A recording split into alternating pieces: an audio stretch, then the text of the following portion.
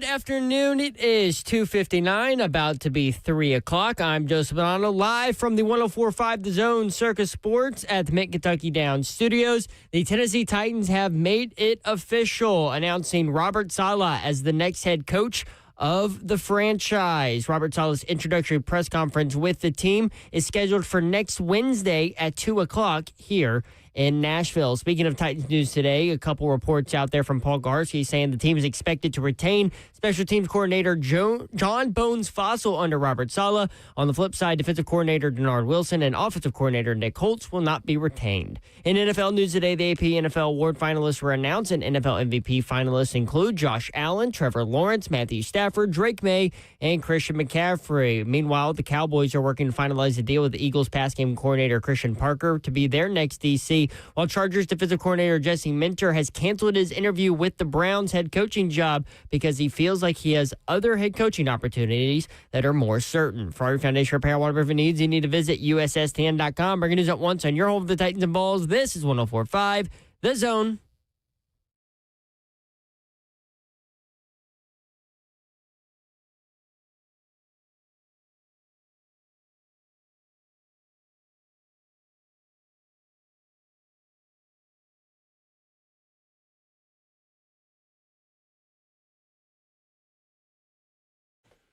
Yo, what up, Nashville? 3HL is on the air. Britt Doherty with you on a beautiful day in the Music City. We call it Throw Punch Thursday. If you got one, let us know throughout the course of the show. We do have several guests lined up for you today. What's wrong with you? Oh, I got a throw punch. Does it have to do with an Alabama basketball player? I don't even know who to be mad at about that. That's the wildest part. I'm not mad at Alabama because you would do it, right? Yep, why wouldn't you? I'm not mad at the judge who donates to Alabama because he wants his team to be great. Yeah, I'm not mad at the guy because he wants to play basketball. Come on, man, and it's NIL. I mean, I guess I don't know. He definitely get paid more in college than he ever would think about in the G League. Yeah. So Babsy is on assignment today. Slay Dog is here. I'm in the building. Okay.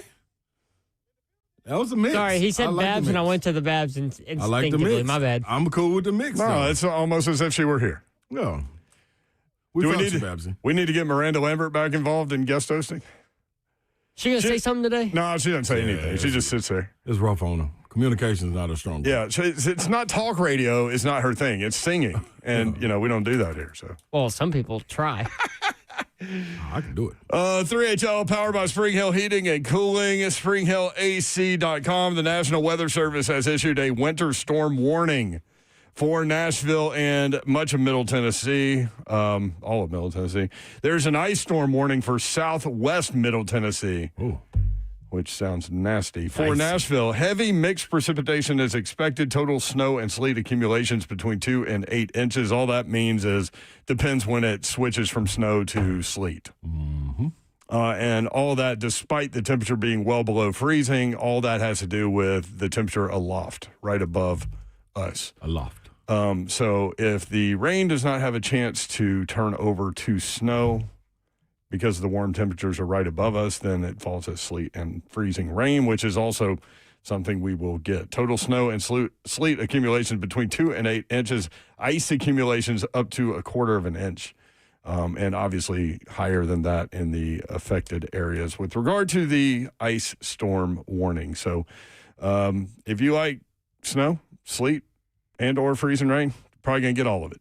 It'll be right there waiting on you. 615-737-1045, always the number. The Tennessee Titans have officially announced Robert Saleh as their head coach. Jim Wyatt joins us now from TennesseeTitans.com. Jimmy, what's up? How are you?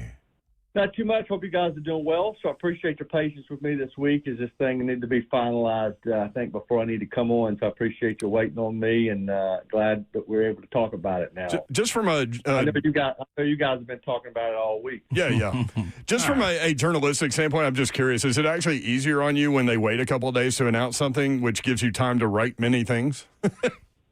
No, I mean, I've had this written since, I guess, Monday or whenever it was. Yeah. Long week. But, yeah, it's tough for me. You guys know how I am, a journalist in me and a reporter in me. I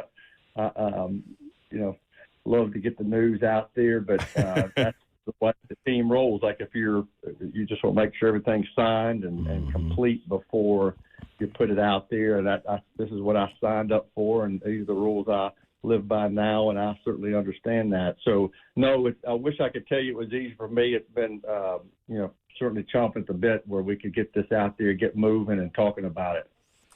Jim Wyatt, TennesseeTitans.com for all your Titans content. And I'm going to start with something that we're going to ask several different people today, kind of a big picture view of who is Robert Saleh. What do you know about Robert Saleh as the person, the football coach? Where are we with this guy?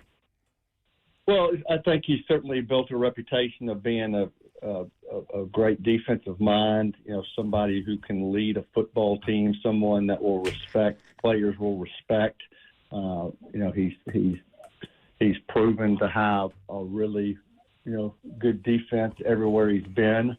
And now what's important for him is to be able to build a good staff for this team, to give him a better roster than what we've seen the last couple of years, and let things kind of go from there.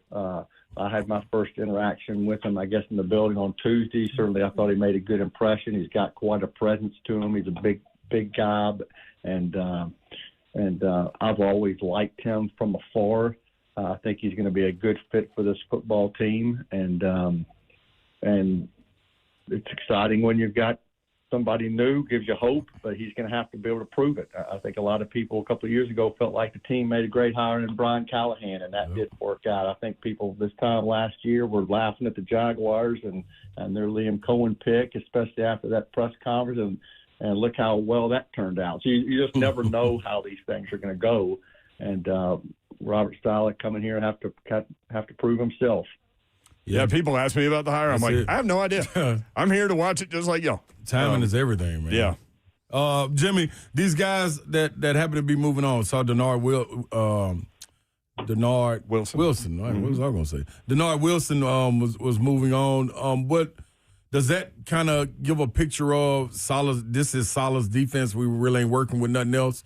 That's why it's so important with the OC. Yeah, I mean, I think, I don't think we will. I think when the coordinators come together, we'll probably announce those. As far as position coaches, may let that play out before the team makes an announcement. I know certainly when there was a coaching change, I think everyone in the building felt like John Fossil was somebody that the front office would probably fight for, and certainly he has a reputation and the job he did last year that Robert Saleh would have to be intrigued by keeping a guy like that.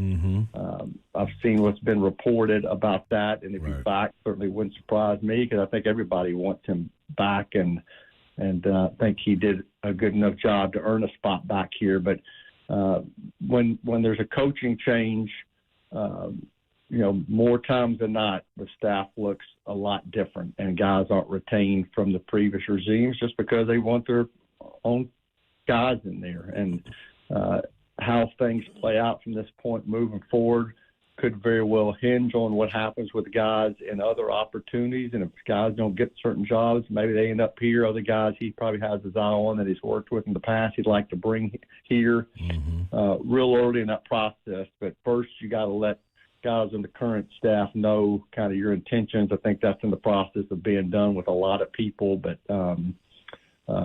that's probably going to play out here over the next couple of weeks. Jimmy, it was 15 candidates that were interviewed, man. Was this the widest cast net for the Titans going through this job hunt? Well, over the years, that's what I mean. Last time it was 11 total, and then got down to 3 that had second interview scheduled, and that was going to be the case this year. Obviously, with Halfley taking the job in Miami, it reduced the Titans down to just 2, Matt Nagy and Robert Saleh, and I think they just were really impressed with him during the course of that interview, during the course of the research they did on him, kind of the fact-finding mission that they went on to prep for this whole thing, and I think people making the decision, and it was certainly led by Mike Berganzi, felt like this guy's a great fit for this team right now, and very optimistic about what he can do with the team. Jim Wyatt with us, TennesseeTitans.com. Obviously, an important hire, 1 to 10. I mean, how important is this for the development of Cam Ward to get this right with regard to OC and quarterbacks coach? Well, that's huge. I mean, I saw some initial reaction about the Saleh hire, and I think what I've seen has been mostly positive. There have been some people I've noticed saying, well, what's he going to do to help develop Cam? The head coach is part of it, but the offensive staff, I think, is just as important, if not more important, because they're going to be dealing with him round the clock every day, and that includes the offensive coordinator, that includes the quarterbacks coach, and that's huge. I mean, I think you have to keep your fingers crossed that things will fall the way I think he probably wants them to, the way a lot of people here want him to, but some things are outside the team's control right now. But I think that's the biggest part of this is making sure Cam has somebody with him that he likes that will be good for him, and then hope you can keep him. That's the problem. Sometimes you hire a coach and he's such a good hire that somebody else comes after him the next year. So you want Cam to have some stability moving forward and not have to be going through a different coordinator every year. Any idea in terms of planning, for planning purposes, when they will introduce him to the market? Next Wednesday at 2:00 is the date, and he was here the early part of this week, but he wanted to come back. He's got a big family. He's got a wife, and he's got 8 kids, and he wanted them to all be here with him. And I think from a family standpoint, next week is the first time they could come here and do it all together. So next Wednesday, 2 p.m. at the Simpson St. Thomas Sports Park, as long as we're not covered in ice here this time next week. How surprised were you that Big Jeff was not included on the Defensive Player of the Year potential list? Man.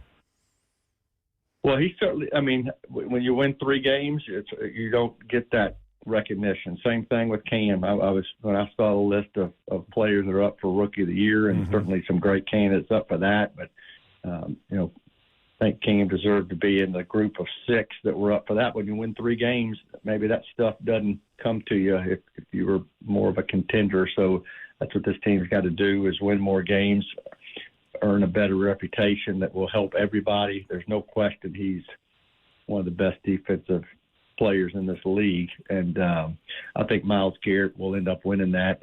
When you set the NFL record for sacks in the season, that's probably going to. But Jeffrey Simmons, pretty impactful in his own right for sure. Yeah, I think you give a little bit when something historic takes place, a bit more precedent over a record at that time. Wins and losses. I mean, go ahead and name him. Yeah. Instead of 5 finalists, you could have just had 1 and be done with it, I guess.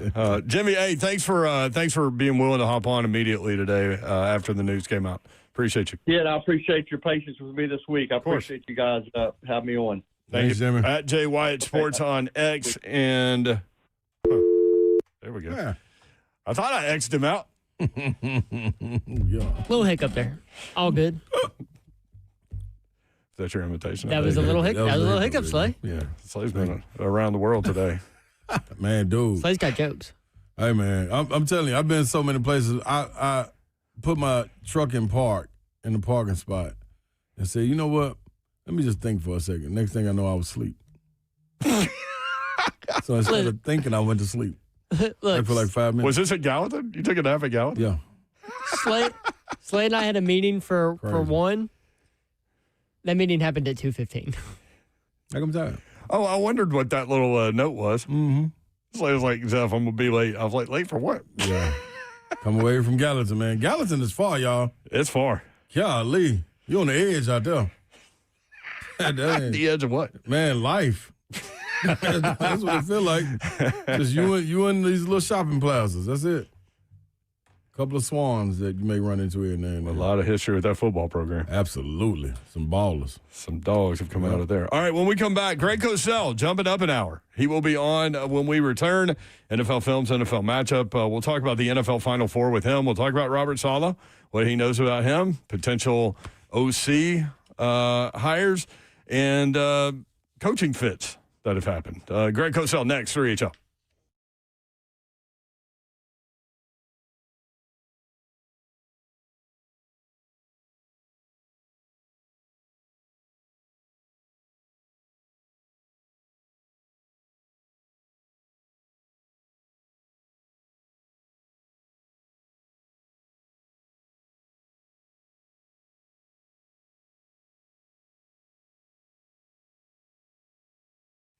What's happening, good people? You want to look and feel a little bit better about yourself? Well, how about a lot of bit better? 2026 is your year. You can have a fuller and thicker head of hair, people. Hey, it's Big Slay, man, and I went to We Grow Hair, grew my hair back, and it was the biggest confidence booster ever. I'm just trying to get that sunroof to close up just a little bit more, man. I'm telling you, we back. Guaranteed. Getting them pictures from up top and videos and things of that nature. When you see that little sunroof opening up, you can do something about it. All you got to do is call right now, 615-376-6010. Right there, PAI Medical, and they'll come through for you. We Grow Hair right here in Nashville, almost 30 years. Proven solutions that work. No one else in Tennessee has the ARTIS robotic FUE procedure, and We Grow Hair's high-density hair transplants that give you 2 times more hair in one procedure. 45-minute lasers and PRP treatments for men and women, backed by the only company that I trust with thinning hair. That's We Grow Hair. Call them right now at 615-376-6010 for your free consultation right now. Go to WeGrowHair.com.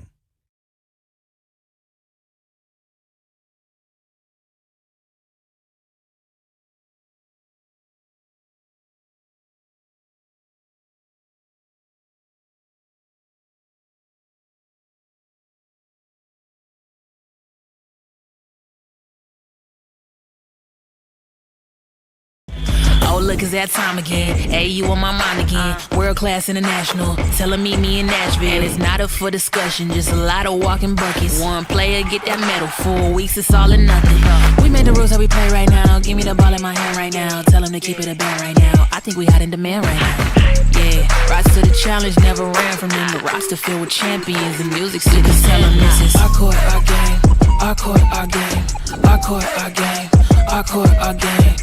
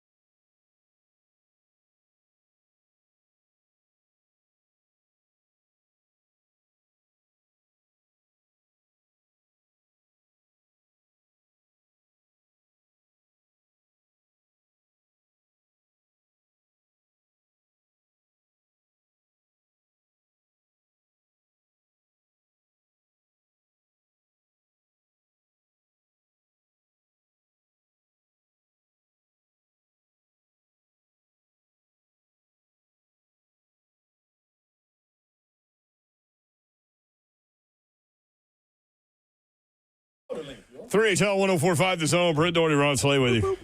What up, good people? So what was a winter storm watch is now a winter storm warning. Oh, it's dwindling on down. And Yorl, I had a bet with Chris. I said, man, I'm telling you. She was like, we did this before, and every time we go out our way and try to figure out what we're gonna do with the storm, and then you always say, man, everybody just panicking. It's gonna be a day or two. And I told her, no, that's not what it's gonna be, y'all. It's gonna be serious. Like, people gonna be bundled up. Like, we might have to open up our doors to let some people in that lose electricity. That's what I'm worried about. Yeah. Because the ice can lead to that for sure. Depending on how much of this is freezing rain, that's what can take power lines down. I mean, snow can do it too with enough of it. But we went from warning to what we go to? No, we went from watch to now it's a warning. So watch, I mean, for the people out there like me don't understand, that means watching for. Yeah, there you go. That's what I was looking for. Look out. In a few days. Give me that. So let's start it over. Yeah. So it went from, hey, look out. To what? To, hey, it's coming. Warning. Yeah. Warning. So warning, it might be on the way, or warning, y'all, it's coming, but just you don't know when. They said winter storm warning is from Saturday at midnight, like midnight Saturday morning, till Sunday, like Monday midnight, I think. I don't remember. I do remember it started at midnight. Ladies and gentlemen, Saturday morning. That is our urologist. So if you got any problems. I'm a urologist? Urologist. Urologist. Yeah. Oh. Yeah, that's completely different. Yeah, that's way different than urologist. That means you just for me. You for everybody. Urologist. No, urologist is something I don't want to deal with. Why? That's down in the groin region. Urologist? Urologist. I got to look that up, Yor. I ain't never heard of that. What did you mean? Hold on. Urologist is meaning you got to deal with something with me in the groin. Is that what you're saying? You don't know what a urologist is? I've never heard of a urologist. I'm not doing that. It's like a pee doctor. Urologist. That's what y'all saying, right? Yeah. Here it is. A doctor specializing in the urinary tract, kidneys, bladder, urethra for both men and women. Oh, yeah. No. And the male reproductive system. No. That is not me. So everybody at home that's wondering, like, we like to teach on here for the people that like to learn. Just some people like entertainment. But the people that really want to learn, urologist, urologist, urologist. Urologist. Urologist is a YORALO. This is amazing. Urologist is a OLOGIST. You did have an Abbott Gallatin. I love how you can just fall asleep at the drop of a hat. It was crazy. I never do that. That scared me. Because I was really thinking like, okay, let me get my thoughts together. What do I got to do? And then I was like, okay, close your eyes for a minute. Closed my eyes, and then I woke up like, what am I doing? I was sleeping. It was only like about 3.5, 4 minutes. But shout out to the Joint Chiropractic, man. I went over there. Man, I told the dude, if anybody out there that does get adjusted, you need to go to Joint Chiropractic. Everybody needs it. It's like getting new tires, getting your tires balanced on your car. You know, I run smooth. Yeah. So when I went in, I was limping going in. I was walking straight coming back out. But I asked the guy, hey, why dog, you so fly? Yeah. No.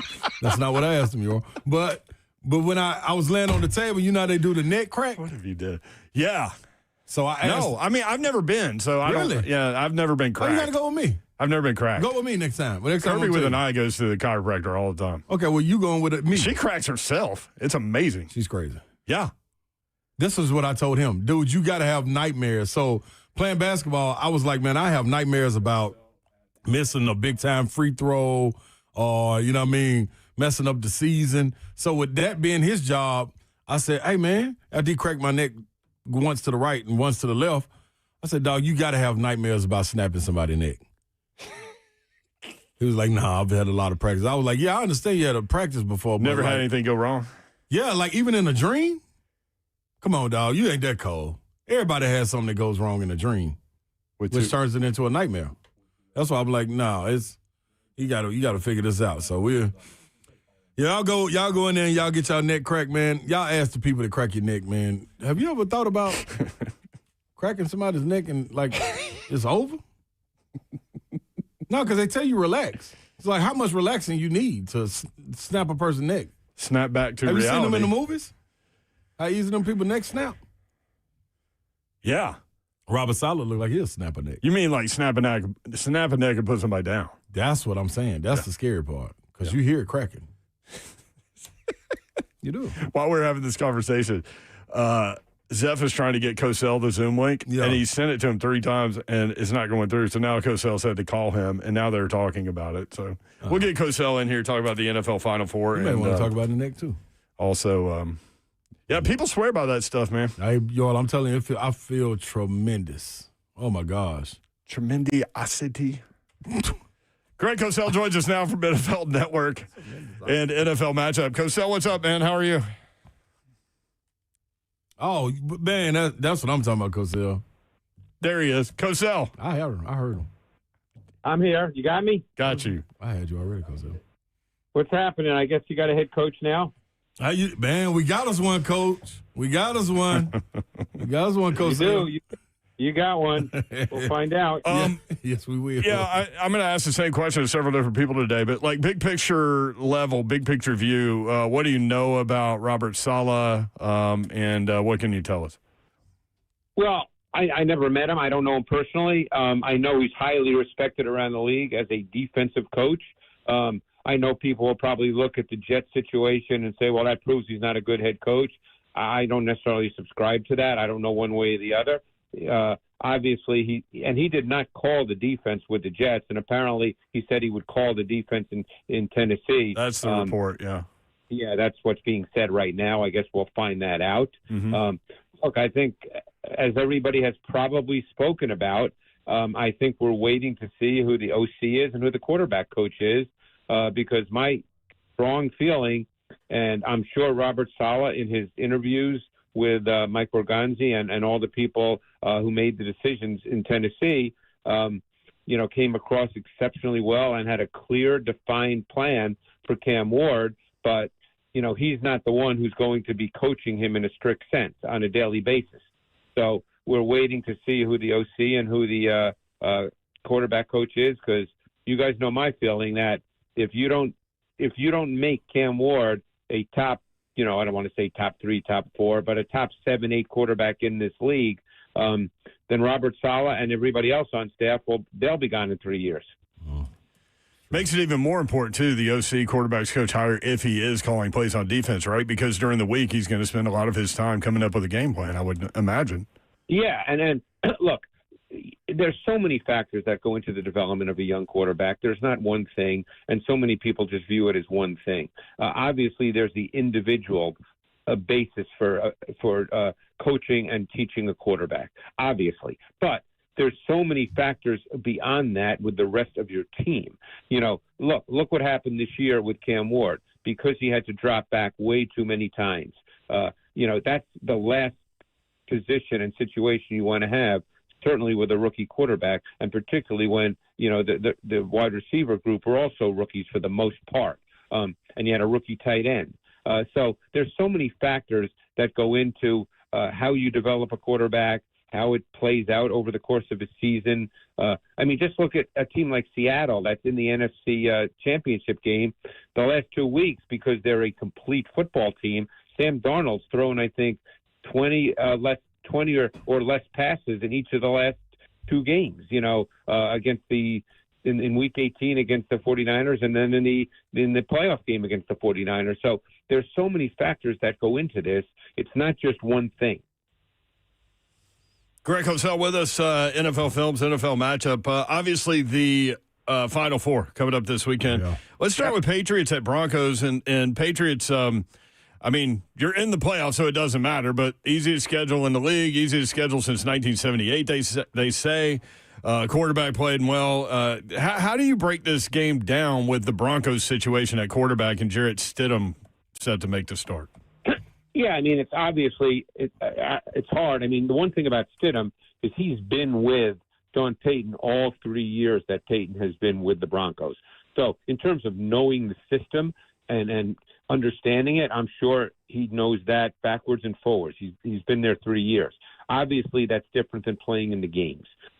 I will say this, though. I think that I don't believe Sean Payton is going to go in this game trying to hide Jarrett Stidham. I think he's going to play his game. Now, having said that, no coach or quarterback wants to be in a lot of long yardage situations, but I think that when it's normal down and distance, 1st and 10, 2nd and 5, I think you'll see Sean Payton call it as if Bo Nix is playing, and he'll call pass plays. He'll call the concepts and the staple concepts that they run, and he'll expect Stidham to be able to execute those. Like I said, if it gets to be 3rd and 9 or 3rd and 12, that's a whole different animal. And the Patriot defense has been very aggressive. They've increased their pressure quotient over the last 2-3 games. They play a lot of man coverage. So it's not an easy defense to play against. They have a lot of really good players who may not be household names, but they've got a lot of really good players. They do have them players. So this is a situation you probably think, like, I understand not holding them back or tapering off what you do, but this is one of those defenses you rely on. How good is this defense compared to a Super Bowl winning defense, what we saw with Richard Sherman and those guys, Cosell? You're talking about Seattle. Denver's defense? No, Seattle. I'm Seattle. sorry. Oh, Seattle. I just jumped over the place. I'm sorry about that. Yeah, no, Seattle's got a really good defense. In some ways, it starts right up front with their 2 defensive tackles in Leonard Williams and Byron Murphy. It's a very difficult defense to run against, although the Rams, in the 2 games that they played, Week 11 and Week 16, rushed for 119 and 124 yards against them and were able to run the ball meaningfully.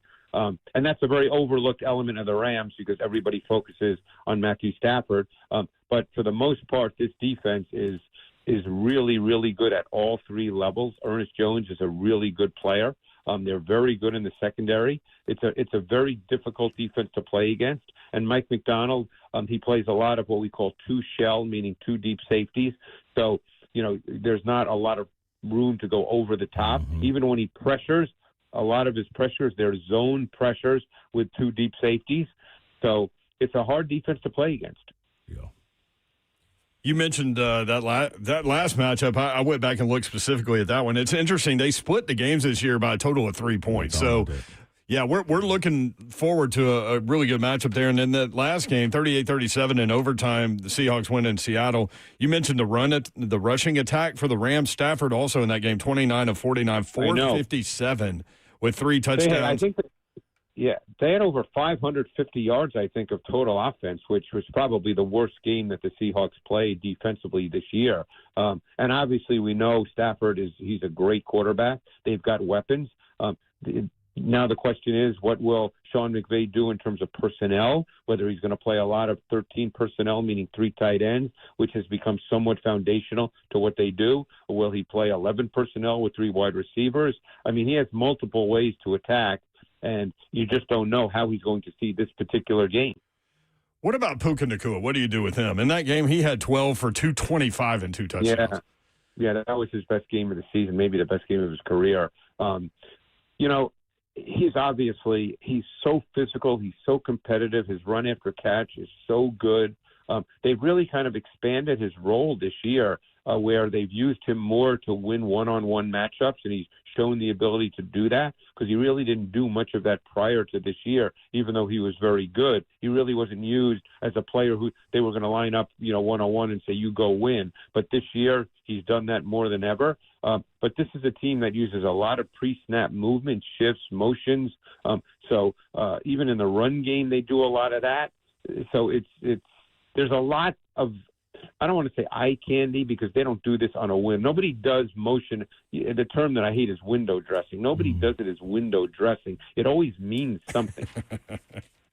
Window dressing. I always like it when you tell us what you don't like to hear, so I don't try to use it out later. Yeah, well, yeah. I mean, they don't just they don't just on a whim say, hey, let's throw this guy in motion. They do it for a reason. Yeah. And don't forget, if the defense doesn't move at all, then they've also learned something. Yep. So, it's done for a reason. Zone me up. They sure motion Puka. That's for sure. They're looking for the ideal matchup for him. That is for sure. Well, even in the run game, and the one thing they do in the run game with Puka and with tight ends is they motion guys into the formation, and they become sort of lead blockers.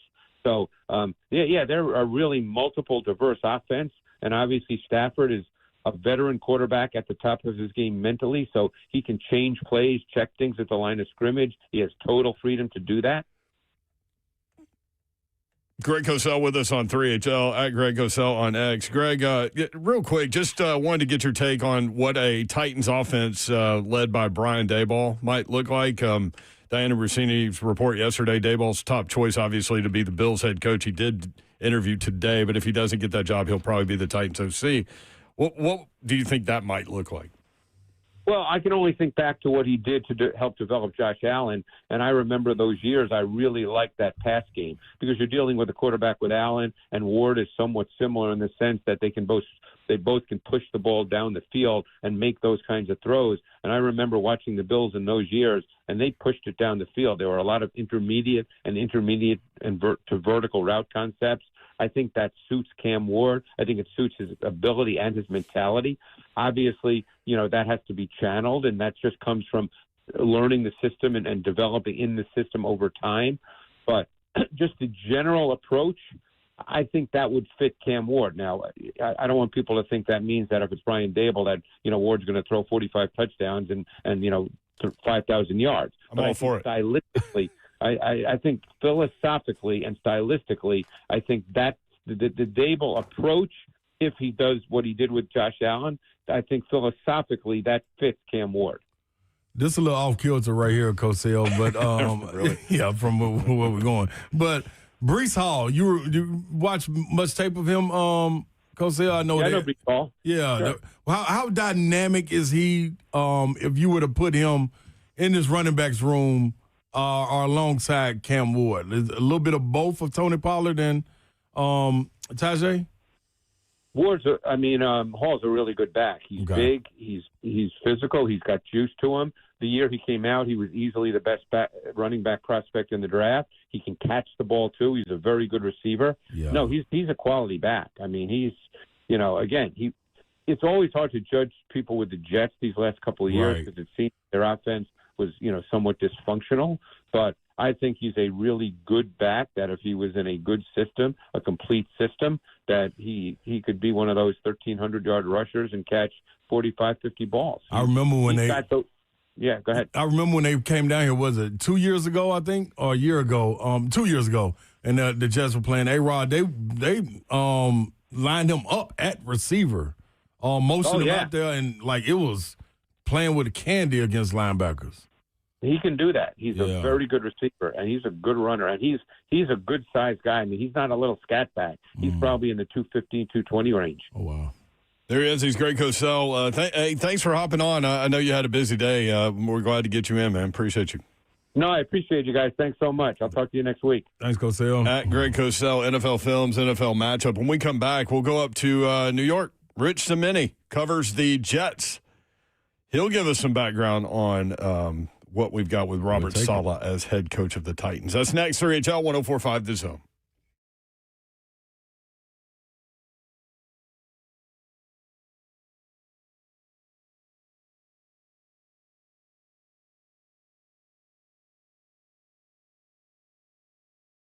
MedicalHouseCalls.com. This is healthcare designed for your life, 7 days a week, Monday through Sunday, 7 a.m. to 8 p.m.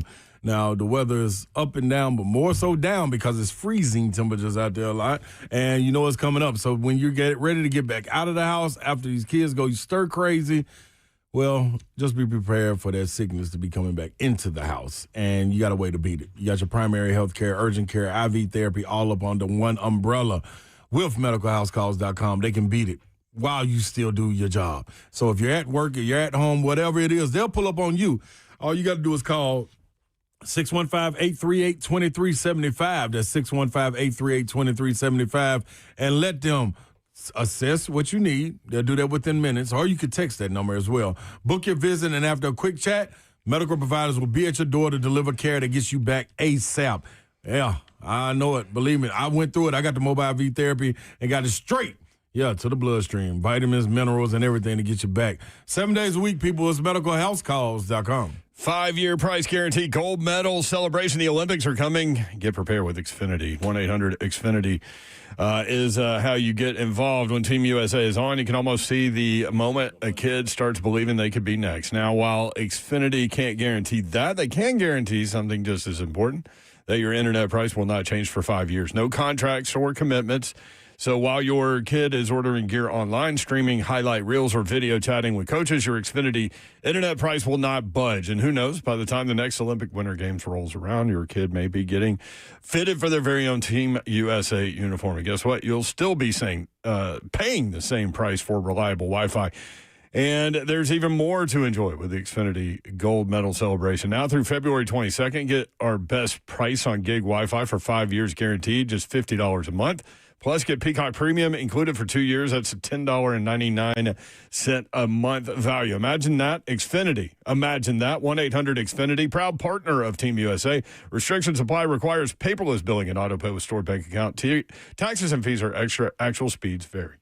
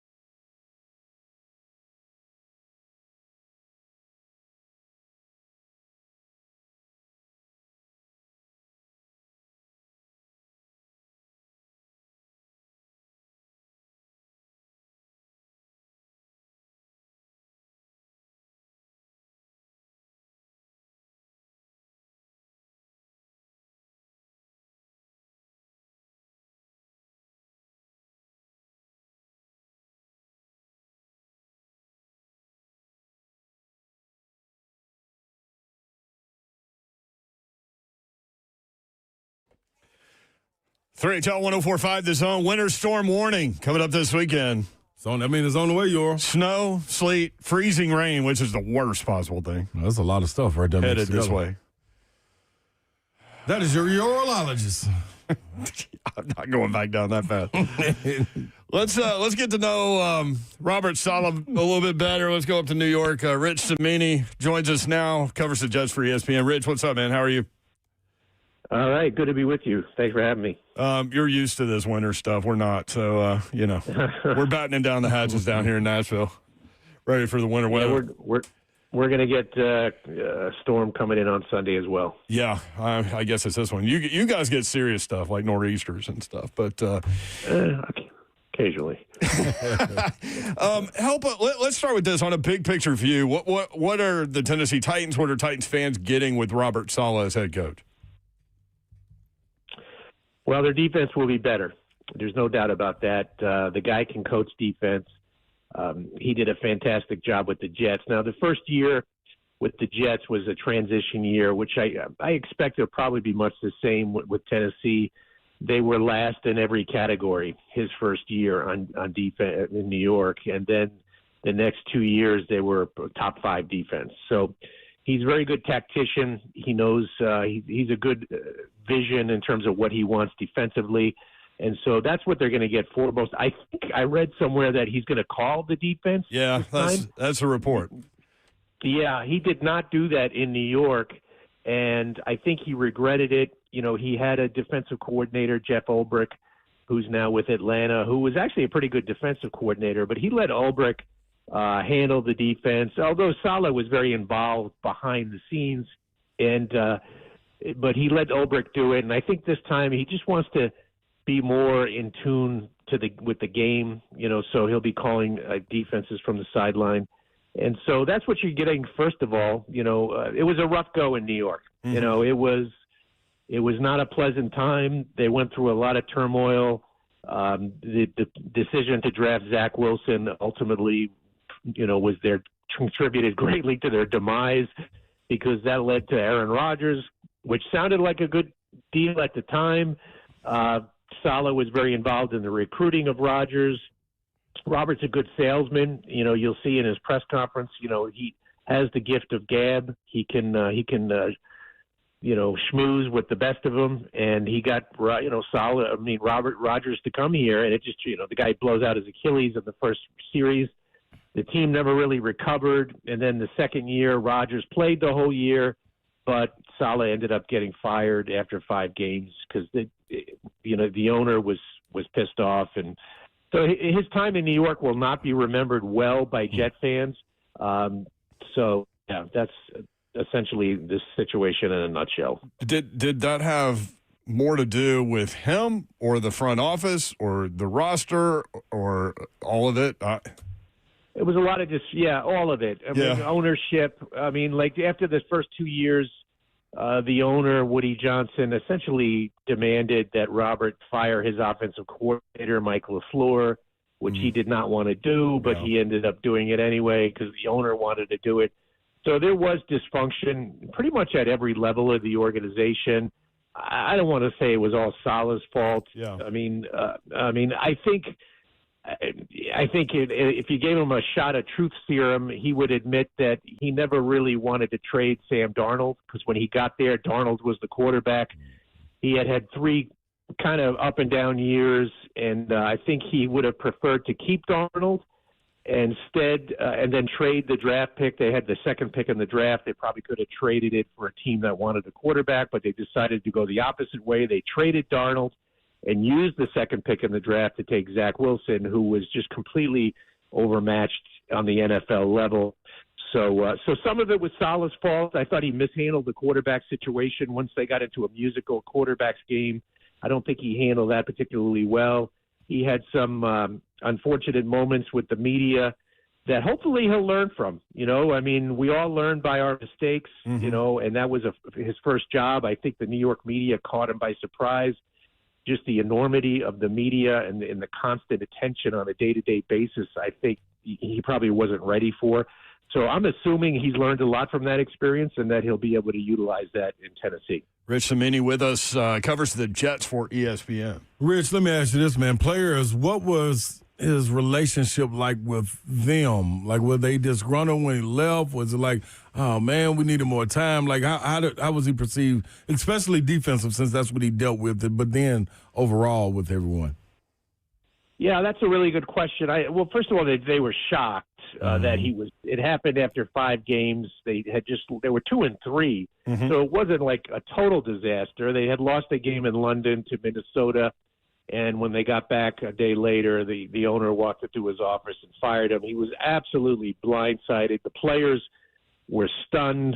I think the owner did it because he thought he could save the season, and actually the opposite happened. And it went completely off the rails. So, I mean, Saleh, he got along okay with the players. I think a couple of players weren't thrilled.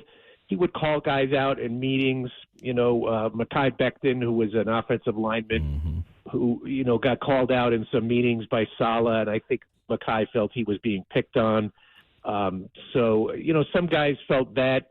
I think some guys felt that maybe there could have been more accountability with regard to players. But, I think he was well liked by the defense because they respected his expertise in that area. So it was really a mix. I wouldn't say he was just kind of in the middle. I wouldn't say he was beloved by everyone when he was fired, but I wouldn't say he was despised either. He was kind of in the middle. Right. Rich, I'm curious, how much say, if at all, did Saleh have during draft processes and with regard to the 53 and the players and all that, or was he just given the roster and had to deal with it? No, Joe Douglas. The way they had it set up was the GM. He reported to Joe Douglas, who was the GM. Yeah, and Douglas had the final say on personnel and roster, and then Saleh had the final say on, who plays, each week. Yeah. And so that's the way they divided it up. I think they listened to his opinions in the draft room when it came to especially defensive players. I don't think he had anything to do with the decision to draft Zach Wilson. I think that was completely Joe Douglas and maybe some of the offensive coaches signing off on it. Yeah, that's kind of where I was going, the Zach Wilson thing. It was a disaster. I mean, he wasn't set up to succeed. They had no veteran backup. Believe it or not, when the Jets drafted Zach Wilson, they went into training camp that year. Their backup quarterback was Mike White, who had never played it down in the NFL. So you're going with a rookie from BYU who, basically had a great year at BYU against a COVID schedule. So they're playing, teams that were watered down because of COVID. And from BYU, it's not like he's coming from Alabama or anything. And then the backup quarterback was just as inexperienced. So they ended up trading for Joe Flacco during the season because they realized their mistake. And so Robert and Mike LaFleur, the offensive coordinator, they could never get Zach Wilson going. They just couldn't get him on a right path to success. And eventually he benched him. In the second year, he benched him, and it started off a chain of like a musical quarterbacks game that just went on, until they brought in Rodgers. Speaking of Rodgers, real quick, what was it like from a journalist standpoint to deal with him? I thought he was fine. I know he has this reputation of being a diva and weird. That kind of guy. Yeah. Weird, definitely weird, but no doubt about that. But all of my dealings with him, he treated me very professionally. The players, they liked him. I think you saw reports coming out of Pittsburgh as well that he was very well respected in the locker room there. I think in New York, he didn't realize what he was walking into. He thinks when he took the job, and he basically orchestrated the trade, he thought he would be able to, just by the force of his personality and his accomplishments in the league, that he would be able to change the culture just by himself. So he tried to do everything. He tried to be the offensive coordinator, the head coach, the quarterback. He tried to do everything. And I think he just realized that one person could not change the culture, and ultimately he failed. And Saleh was part of that as well. Saleh failed to get it turned around. I remember Saleh's first press conference. We did it by Zoom because it was COVID, but he came right out and predicted multiple, not one, but multiple Super Bowl championships for the Jets.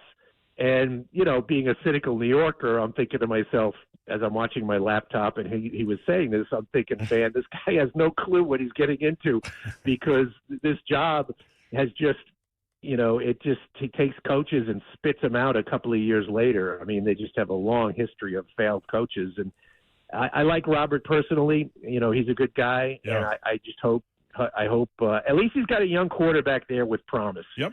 Which I'm sure was the most appealing part of the job. I know they have a lot of work to do on both sides of the ball, But when you have the quarterback in place, and I think he'll be able to get a good coordinator when the dust settles. And so that's a pretty good head start. Rich, I want to know, man, you're up there in a big-time market as far as franchises go, and this history up there as well. How is Tennessee, do you think, perceived? Because we're in it, so it's hard for us to look at it inside. But from the outside looking in, are the Titans, are they looked at as still a small market group that's budding? Yeah, that's hard for me to say. I mean, I think, yeah, that's a great question. I mean, I know Thank you.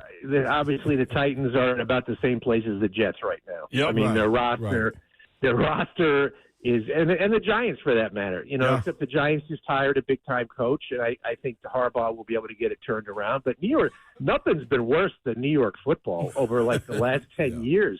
I mean, if you look up, I think the Jets and Giants have the two worst records in the league over the last decade. One worse than the other. I mean, it's just been a horror show. So I don't think anybody in New York, media or otherwise, can look at another team and say,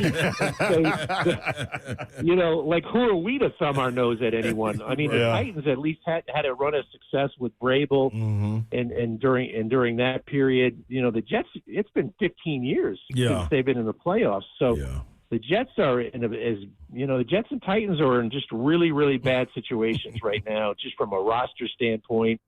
And the Titans at least have a new regime, so the Jets are 1 year ahead of them. They brought in Bergonzi last year, a guy who the Jets interviewed, who I thought they probably should have hired, but. So yeah, it's lean times for both of us guys. Both markets have been seeing some bad football lately. What did the Jets do, Rich, at 2 with Dante Moore staying in school? Mendoza probably goes number 1. What did the Jets do at 2? Yeah, it's so typical of the Jets' lousy luck. They're picking second in a one-quarterback draft. It's happened so many times. It's like the year Zach Wilson got drafted. They had the second pick, but Trevor Lawrence was the first pick. So it's just part of the long, star-crossed history of this franchise. They'll take a player. I'm assuming, like everyone else, that Mendoza goes to the Raiders. Yeah. I think the Jets will probably take Arvell Reese from Ohio State, or Ruben Bain from Miami, or David Bailey from Texas Tech.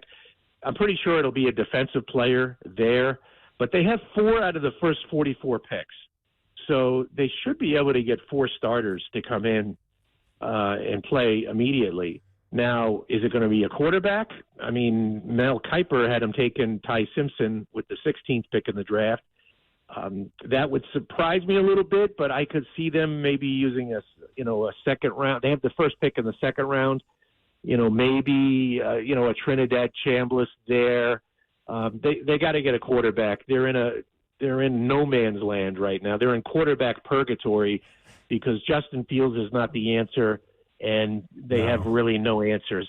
So they are in the worst place that an NFL franchise can be, and that's you have no hope at quarterback right now. Rich Cimini with us. One more thing. If the Titans do end up with Daboll as offensive coordinator, what does that look like, do you think?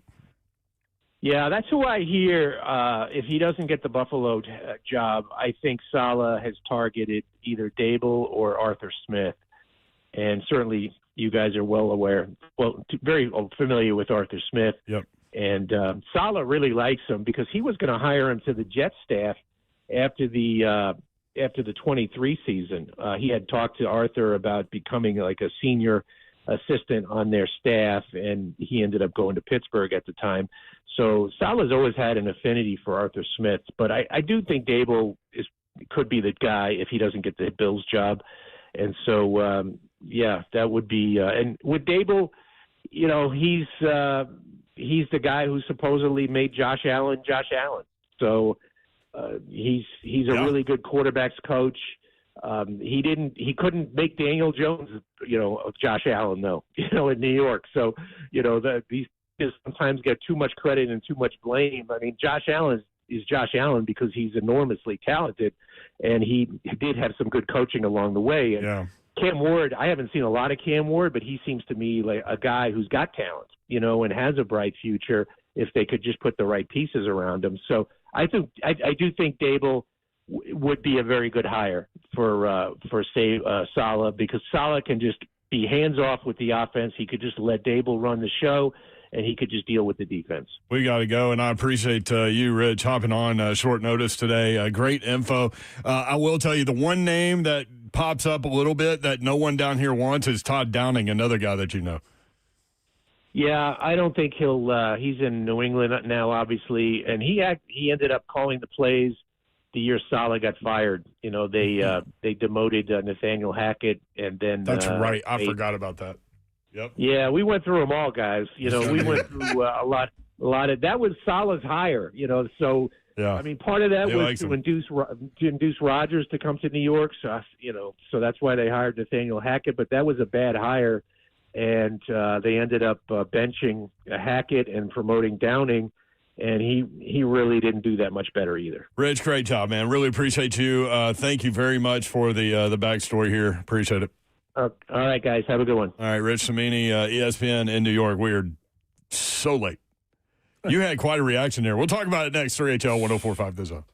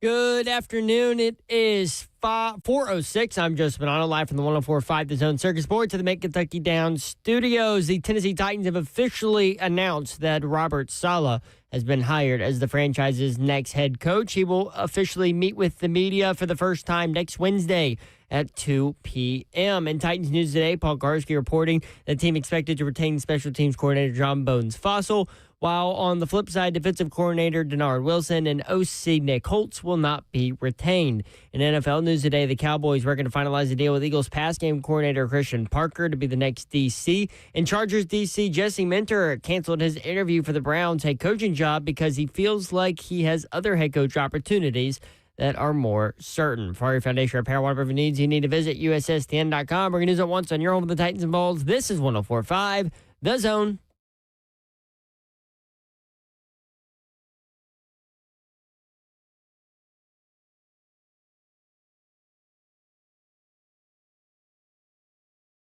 The NHL 104.5 The Zone. Britt Doherty with you on a beautiful day in the Music City. It's going to be nice tomorrow, too. And then all hell breaks loose. Yep, it's going to go down temperature-wise. For real. All the way. That definitely is happening. Man, it was dumped in Sam's this morning. They was getting ready. Shout out to all the Plus members, though. We got in there between 8 and 9. Then you have an hour to yourself? Yeah, man. Oh, really? Yeah, before general population coming out, you can get in there and do what you got to do. But, boy, when they coming through there, they coming through there. I ain't playing, boy. They came so deep. But they got us out there quickly, too. So shout out to Sam's for holding us down. Went to Publix in Cool Springs today. I'm going to come over there while you talk to the good people real quick. Wild. And show you some scenes. Okay. But Slay Dog is here. I'm in the building. That was my cart. Oh, wow. Milk. Wow. Bread. That's the one thing I didn't go get. I just got all. If you at my house, one thing you're going to do, get the Sugar Rush. Honey buns. You've got ice cream, donuts, oatmeal cream pies, all the cereals. Cereals? Yeah, the cereals. Oh, is that like Cheerios? All the different kinds of Cheerios? No, all the cereals you can think of. Lucky Charms, Frosted Flakes, Honey Nut Cheerios. Oh. Fruity Pebbles. It's like Gibbs Hall back in the day. Well, you got the little thing you turn? Yeah, heck yeah. You got choices. Man, what? Oreos. Life's about options. Come on, dog. All the Nilla wafers. Now you're going to get full off junk. Yeah, so you're going to have a great time. At your house? What? M&M's. You know what I mean? You get one good meal a day. The rest is all junk. All junk, I'm telling you. Yeah. Pancakes in the morning. Come on now. I know what goes on over there. That's going to carry you to about 2 o'clock. Who was it that called in and gave away one of your secrets? I forgot. What's his name? Big Yum Yum. Big Yum Yum Dinner. Something like that. I forgot his real name. I said I wasn't going to be calling him no Yum Yum either. But the Yum Yum Kitchen or something like that. Give my secrets away like that, Your little pancake secrets. Yeah, well, you got multiple secrets, though. But he gave away one. That's the major key ingredient right there. Have you used the any of the Cracker Barrel pancake mix yet? No, it's for this time coming up. Yeah. Don't worry. Yeah, it's going to get used. It's coming. My apron, hey, man, what Keith doing with my apron? I don't know. I haven't been over there picking it. I haven't even been over there to pick anything up. You picked that other stuff up? Yeah, I went to eat. I went to eat and he handed it to me. Oh, okay. Keith, if I don't got one with my name on it, dog, I don't even believe you work there. I believe all this is he got you pancake mix from the back. Yeah, I believe it's all a charade. You can pay anybody for that. What? They just walk in the Cracker Barrel. Hey, give me some of the stuff from the back. As if you don't know, you ain't giving You're right. the right I got price. connections like that at the Cracker Barrel. Yes, exactly. And meet me at the back door. Right price, $40. You know what I mean? Make you holler. You better know it. You can watch the show live YouTube, Facebook Live, Twitter, and Twitch. Twitch, please. Jameson. I got 200 on YouTube. Y'all know anybody with kerosene heaters in stock? No, man, I ain't had that in a long time. That's what burned down our house. Well, not to burn it all the way down, but I don't mean to laugh at that. That was unexpected. Yeah. I mean, I got some stories for you. Be careful with the kerosene heater. Man, but guess what? That bad boy gonna heat you up. I guess so. That kerosene heater's cold-blooded. I used to hate walking to the stove, man. Stop, dropping, get that kerosene. Boy, but when you get back, it's so lovely. You pour it in there. Be careful when you pour it, too. Lisa says, damn, I need to stop by your house, Slade, get the snacks. I'm telling you, Lisa, you have a ball. Hope you you got your sugar and everything under control because you're going into a coma. Vandyman AD2. Let's go for pancakes. Yes, sir. Yeah, see what I'm saying? That's good stuff. Jeremy says, I love that Slade Snowpocalypse prep is just Little Debbie's. Man, you better have the little trees. And you know it's close to Valentine's Day, so they got the Valentine's Day canned out. We used to have a girl that worked here that I think her dad was like a higher up at Little Debbie. She would show up with boxes of Little Debbie stuff that you can't get in the store. Wow. It was amazing. You know what I'm a sucker for, though? What? The devil squares. I eat them like, man, Tic Tacs. Are they like zebra cakes? No, they the chocolate ones with the cream filled, the little squares. Oh, man. I used to try to eat them slow, but I couldn't. Tara W. says vanilla in the pancakes is a must. Let's see. Come on, Tara. Be cool. Jameson, ice storm of 94. Kerosene heater came in clutch. Man, shout out to out North Nashville. You better believe it. Yeah, I need to correct that, too. Yesterday, I was saying 93. Mm-hmm. It was the blizzard of 93 in Knoxville, and I was there for that. That was 15 inches overnight. Mm-hmm. And then the ice storm here was the next year. I was still in Knoxville. But 4 weeks without power for a lot of people. Tough. Ice, man, you can't mess with that. Nah, ain't nothing to play with. So a lot of people commenting on your reaction to Rich Cimini mentioning Arthur Smith as a candidate for offensive coordinator. What I was telling Zeph during the break, it's funny what you have strong opinions about. Yeah, I'm cool on it. What did Arthur Smith do to you? Did he come into your house and just steal food from you? No. He's cool for what he's cool for. You know what I'm saying? Like, we don't – man, he was good when he was here, man. That was a great time. You had some guys that flourished in it, but that was then. He worked his way up here from grad assistant. No question. What do they call that in the NFL? That's quality control. Quality control. Basically, they make no money and work 100 hours. That's right. A week. Yeah, he's putting in the work. And so he did that all the way to head coach in the NFL. Shout out to him for that too. Like I don't want to discredit none of that. I'm just thinking he's ran his time here. Like we ain't got Derrick Henry no more, and you know what I mean. It's not a tight end centric system anymore. You know what I mean. Like you don't have a quarterback that's trying to hold it in the road. You got a quarterback that's trying to go win it. You know what I'm saying? Like you're not leaning on your defense to carry you through. You got a quarter. Well, supposedly you have a quarterback that's supposed to be a franchise guy that's supposed to be able to go carry you through. Not necessarily you have to depend on the defense. Ball control and all that. No, let's go get some points, man. And then I watched what he did after he left and he went to Atlanta, and I heard all the rumblings and the grumblings. Nothing really happened. No, man, with all that talent. And he had weapons. Man, I mean, big weapons. Quarterback was iffy. Yeah. No question about it. Yeah. Give him that. But, and then when I watched him in Pittsburgh. That was the guy from Louisville. Not Ritter. It was Ritter. Desmond Ritter. Yeah, Desmond Ritter, okay. So, yeah, him. But then you go to Pittsburgh and watch him this year, and I understand how A-Rod plays. It's his game. Man. That was A-Rod's offense. Yeah. And it was better off being A-Rod's offense. That's what the crazy part is, man. B-Nails21 on YouTube. I work at Little Debbie's. McKee Food. Come on. Hey, no. That's what B-Nails. You ain't going to do that. You can't just throw that out there. Yeah, they ain't going to do that. You know I'm questioning Zelf, and he in here. I'm questioning you now. Y'all, you got to do – I'm going to tell you how you produce. Yeah, I'm going to tell you how you prove. You pull up right on out here. Pull up right on out here. You ain't even got to be in the actual Little Debbie truck. Just be in some kind of truck with Little Debbie's and let them Little Debbie's be devil squares. And then you getting all the props, B-Nails. Ain't nobody going to ever get to say nothing about you, bad about you. Not on my watch. Near Slay's old stomping grounds in Ooltewah. Yeah, that's where Little Debbie. Shout out. That's where Little Debbie is. I don't know if that's where B-Nails also is, but. No, we just need B-Nails connected. Roll up. Yeah, just pull on up here. Shout out to Ooltewah, man. Also, shout out to all the people mentioning Swiss cake rolls. Those things are fire. Bad. How you eat them, though? I had a way to eat them. I have kind of a process with it. See, that's how you got to go. I'll just take a bite out of it. No, you can't. That's when you're real hungry and you can get them in abundance. But when you cherish them, that's them bad boys right there. See, I used to eat them differently. One of them, I would peel the first layer of chocolate off of them, eat them. So then you leave it naked Swiss roll. And then you can go in, you know what I mean, and take your time with it. But the second one, I used to actually try to unroll. And then it wouldn't be a Swiss roll no more. It would be Swiss cake. Flat, like a flat cake, flat Flapjack Swiss roll. Leave them naked, not naked, because naked serious. No, that's when you take the top chocolate off, that's naked. Not naked. Naked, that's cute. Naked, that means somebody hurry up and go get it.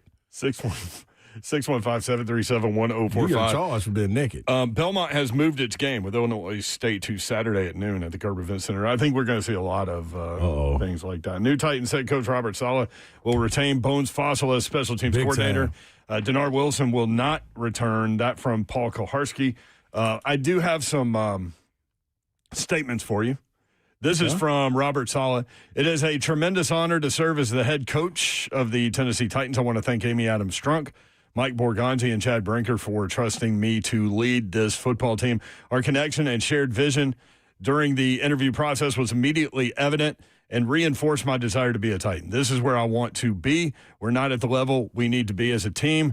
And a part of my love for this game is getting better every day and doing it together. We will be deliberate in everything we do. Championships are won by people, and we have the right people to construct a championship caliber program. Finally, I want to make sure that I recognize and thank the San Francisco 49ers, the York family, Kyle Shanahan, and John Lynch for 5 special seasons where I grew not only as a coach, but as a husband and father. The relationships I built during my time there have made me better and given me the opportunity to be here. My family is fired up to join the Titans in this special community. Let's get to work, Robert Saleh.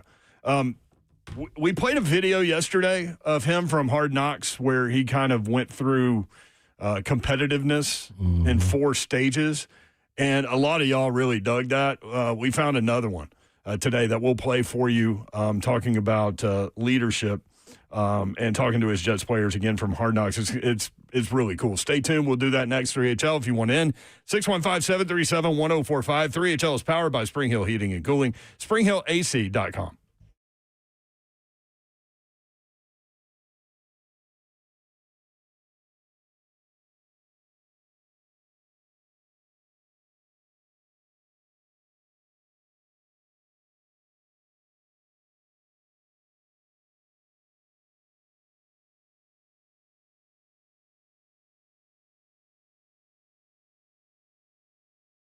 United Structural Systems is a foundation repair and waterproofing company that has served the Middle Tennessee area since 1994. And what comes to mind when you think of home? Maybe it's meals around the kitchen table or Slay's kitchen table, movie nights on the couch, or the feeling of walking through the door knowing you're safe. Home is where life happens, and at the center of it all is your home's foundation. At USS, they understand how important that foundation is to your life and how much trust it takes when you need help protecting it. Now, January is a wet month. We have already seen this and certainly saw it the last couple of days. So when water starts showing up where it does not belong in your basement or your crawl space, it can quickly become a serious problem. And figuring out where the water is coming from, that can be a nightmare. It can be from poor drainage, small cracks in your foundation walls, or even a hidden plumbing leak. But the USS team of experts will find out why your basement or crawl space is wet, then create a customized plan to fix it the right way and with a lifetime warranty. At United Structural Systems, they're more than a team of problem solvers. They are your neighbors, and they care about their customers. Visit USSTN.com to learn more, or give them a call, 615-488-7855. At USS, we're more than waterproofing. We're committed. We're trustworthy. We are USS. USSTN.com. Okay, Pella Windows and Doors of Nashville. If you need new windows, you need new doors, guess what? You need to call Pella. Yes, you might be surprised to learn how affordable those replacement windows are from Pella Windows and Doors. Even more affordable with what we call the Dawn Deal. They let me do a different deal every single month and offer it to you. All you have to do is tell them, hey, give me the Dawn Deal, and they'll take care of you. And for the month of January, payments as low as $99 a month. And then on top of that, 50% off Pella certified labor. Pella Windows and Doors of Nashville, the absolute best. They did my windows in my rental property and doors and in my home as well, because we had issues with our windows not being sealed. And they're a great company to work for or work with, and they will take care of you. Schedule a free consultation. Super easy to do it. You can just do it online. You don't even have to call them if you don't want to. PellaNashville.com.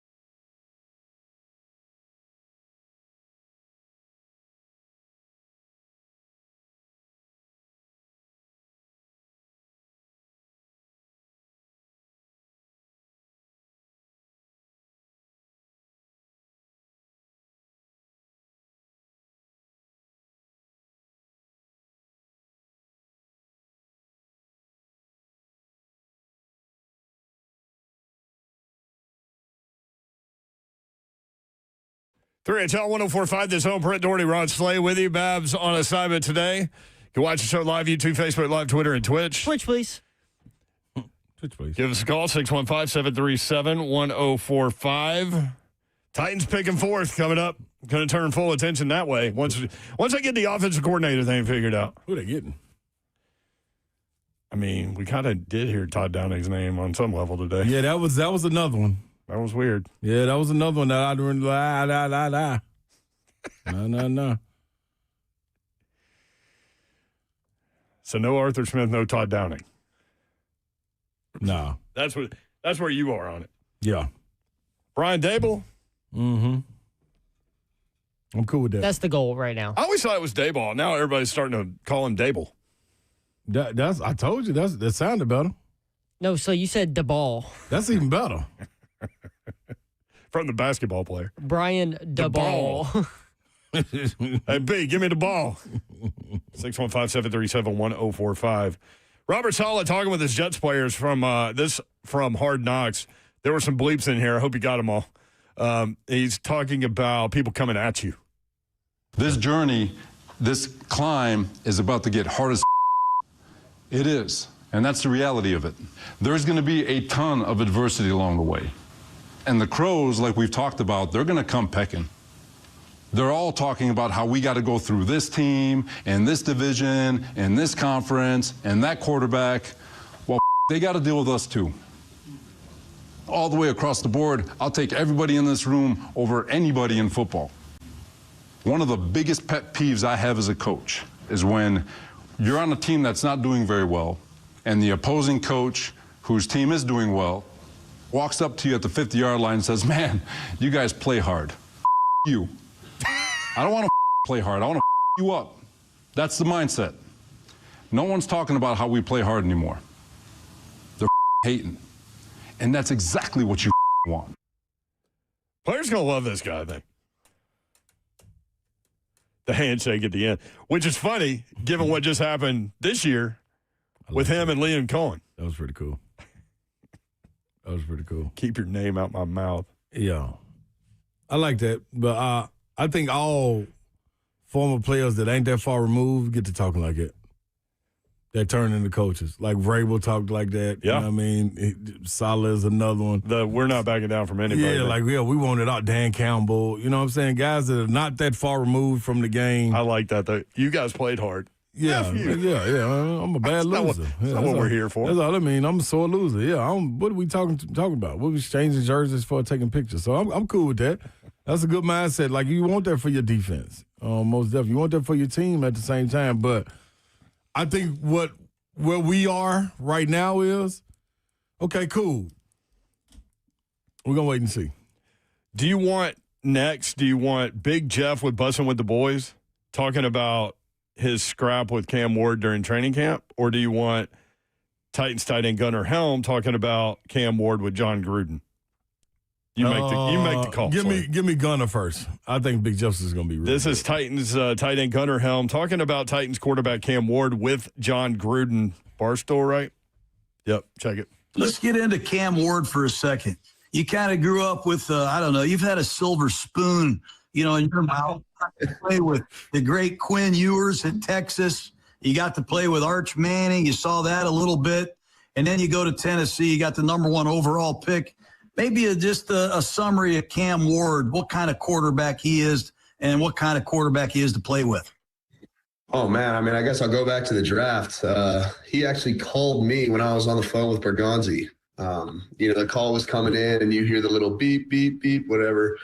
But he texted me, said, hey, man, this is Cam Ward. Can't wait to throw you touchdowns. I guess our relationship immediately took off. But, as soon as we stepped in the building, rookie minicamp, mandatory minicamp, OTAs, you name it, he was just immediately a leader.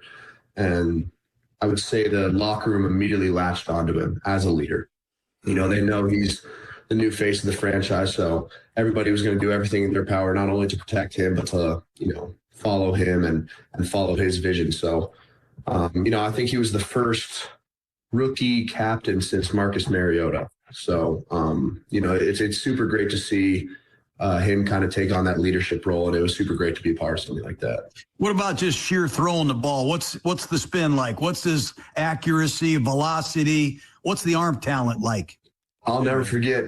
We were watching film on one of our, fall camp practices, and they just kept rewinding this one play where he threw it deep to Rid, and Coach Stalker kind of paused the video and he said, "I'm not gonna lie to you guys. I've seen this throw 2 times, and one of them was Matt Ryan." So, obviously the arm talent is there. He's a super athletic kid, great leader. There's a reason he was picked number 1. Okay. I think that's cool. That's what's expected from Cam. Mm-hmm.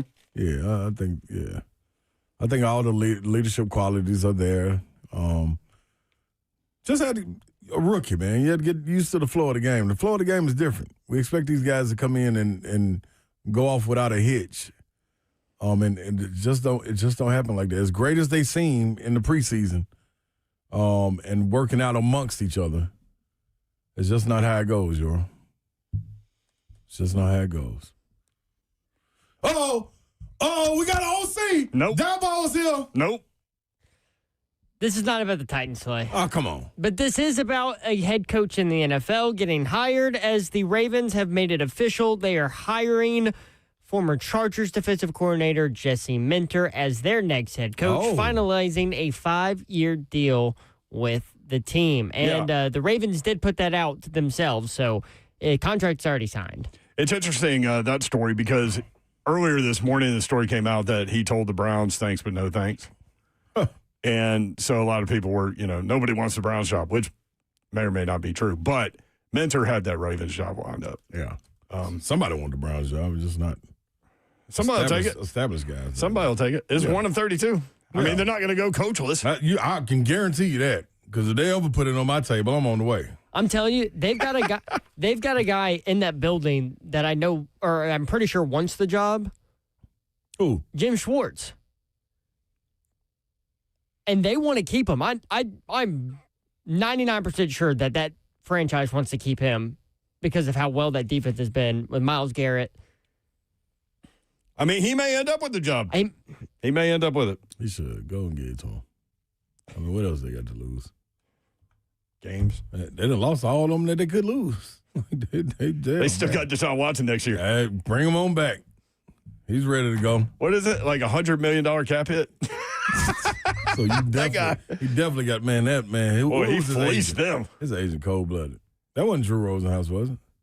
Probably. I wonder. Yeah, that sounded like something he would get done. That sounded like something they would fall for.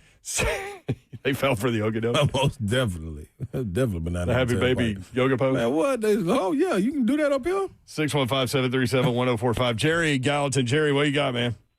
Oh, I got to talk to Saleh on this one about the urologist. He's going to love this story. Wait, you're calling with a urologist story. This is where we are? It is a definitely urologist story since guys in Tennessee. Talk to me, Jerry. What we got? Urologist. So, Ron, here's what's going to happen, my friend. Okay. I got diagnosed with prostate cancer in 2021. Okay. I'm a lot older than you, but I think you're probably, how old are you, Ron? 44. 44, okay. At the age of 50, you're going to go to your urologist. You're going to have to. Okay. And I'm telling you this, for your own safety, for your own health. Yeah. You go in that doctor's office, he's going to tell you to drop your drawers. Yeah. All right?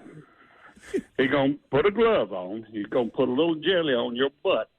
Okay. He's going to run that finger up in there. Oh, now just listen. I'm trying not to. That prostate. He's going to make sure you got a prostate that's acorn size, not walnut size. Okay.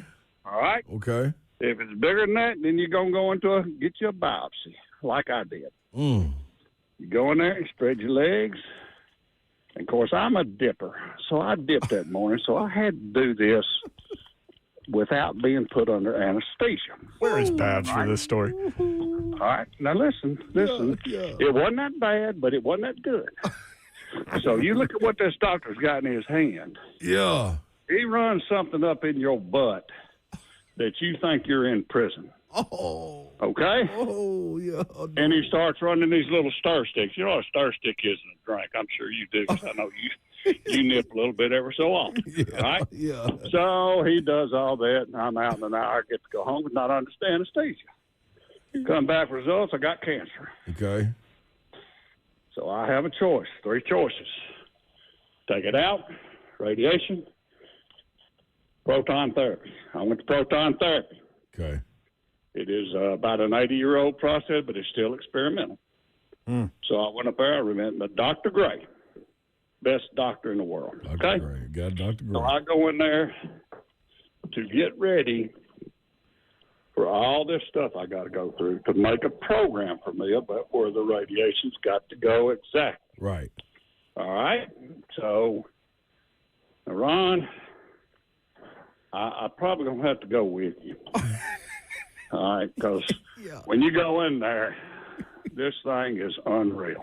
No. You get a machine, looks like a damn spaceship. Okay?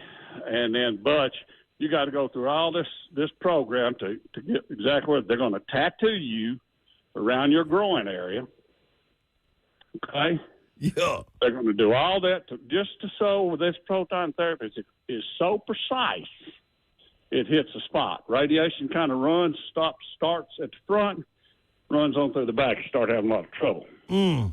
So, proton therapy doesn't do that. Okay. All right, got in there? All right. You butt-ass naked. Pardon the pun, but you are. Yeah. You got all females, all right? Yeah. So if, you know, okay, you're in good shape okay. as far as that goes. You're fine. You're not going to do anything. Okay. But you're naked. Yeah. All right? They're going to do all this stuff to Naked you. again. Then you go get the doctor, and he's going to put this gel up in you. And then there again, he's going to run another inmate product up your fanny. And you're going to be sitting there. I can see you right now. You're going to freak. Yeah. So if you get it on it, brother. So anyway, here's the deal. Get all that done. Then I went in for 20 treatments. Proton therapy is in Williamson County, right across from the hospital. Mm-hmm. Go in there, you get all this done. All right, 20 therapies every day.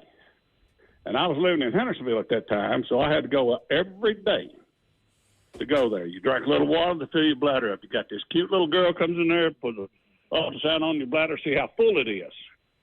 If it's too full, you got to go pee. Got to drain some of that out, okay?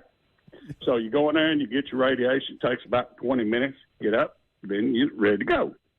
All right, now here's the whole story. Okay, wrap it up. You are 44 years old. Yeah. At 50, you're going to go in there. They're going to do a PSA on you.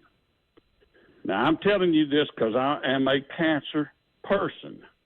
Make sure you do it. And this is for everybody listening to this radio station, because if you don't, you're going to die. Damn. I don't want to sugarcoat it for you. Yeah, you definitely have not done that. You done, you've done the opposite. You're going to die if you don't. Prostate cancer. Okay. In a black man. Now, I'm not talking black and white. Prostate cancer in a black man is higher percentages than in a white person. No question. Yeah, Yep. it is. Yep. It is. So a lot of people are sending messages, F cancer. Where are you with that part of this? I am on my 3rd year. Okay? I'm on my 3rd year. I've got to go 5 years. It's just like any other cancer treatment. Where 3rd year cancer-free? Third, right? No, I'm not cancer-free. Okay. My PSA is still up a little bit. Okay. But you have to go to that 5th year, and then they're going to tell you whether you beat it or you hadn't. So I got 2 more years. I have to get blood work done every 6 months now. Okay. We're praying for you, brother. I appreciate that, man. I would say we're praying for you, brother. Don't pray for you. You pray for me, but I pray for y'all. I mean, this is stuff that needs to get out to the people in this thing. Oh, yeah, absolutely. If you don't get it checked, you're going to die because your prostate's going to grow. It's what life is. That's the way God made you. No question. Okay, so, brother, take care of yourself and don't worry about the prison stuff. It won't kill you. My man, appreciate it. It might embarrass you, but it won't kill you. Thank you, Jerry. Hey, guys, good luck with everything, Y'all man. have a great day, man. Oh, man. Yeah, I thought we had that little conversation before. I thought we were going at 45, and then he said they changed it back to 50 or something. But yeah, Ken goes, you can't make this stuff up. 3HL the best, hands down. Drop 3HL, what the hell, y'all? That was the entire bingo card right there. Yeah, that's what Mr. J. Lou said. This whole call makes the bingo card today. Shout out to Jerry. Scott says, and the zone just met their FCC requirements for public service programming. That one's good. Bibbity bobbity mayor, always the professional. I don't know. I mean, ultimately, that was an important story. Absolutely. Like, it's something we've talked about, especially those bingos out there. It just took a ride to get there. Don't worry about the prison stuff. It ain't that bad. It's, all right. All right. Yeah. Okay. Gator Mike up next. Donovan, if you want in, 615-737-1045. We do have some college basketball we need to talk about. Some women's basketball coming up. All kinds of NFL football notes. Odds on next Steelers coach. Odds on next Raiders coach. Odds on next Bills head coach. Brian Daboll did complete his interview with the Buffalo Bills today. They still have to interview people. They still have requirements they need to meet. So that's where the Buffalo Bills are. They've only talked with him and Joe Brady so far. More 3HL next. 104.5 The Zone.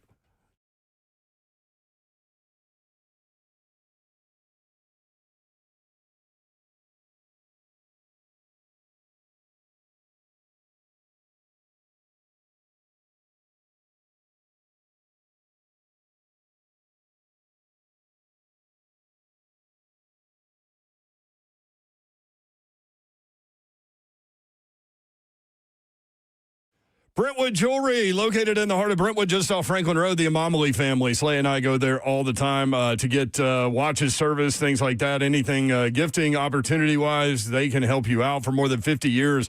Brentwood Jewelry has been proudly serving the Brentwood community and Middle Tennessee with exceptional style and exceptional deals every day. As a family-owned and operated business spanning 3 generations, they are deeply rooted within the community, from Salem's service in Special Forces to his son serving as local firefighters. The Amamali family is dedicated to giving back. Support local. Shop Brentwood Jewelry. Here's the other thing. If you're worried about ice this weekend, you can get some real ice down at Brentwood Jewelry. They've got everything you need jewelry-wise there. And if you haven't already heard, Nashville's premier timepiece dealer is Brentwood Jewelry. Not only do they have the best selection of watches, but they are also the go-to spot for pre-owned Rolexes, both vintage and current models.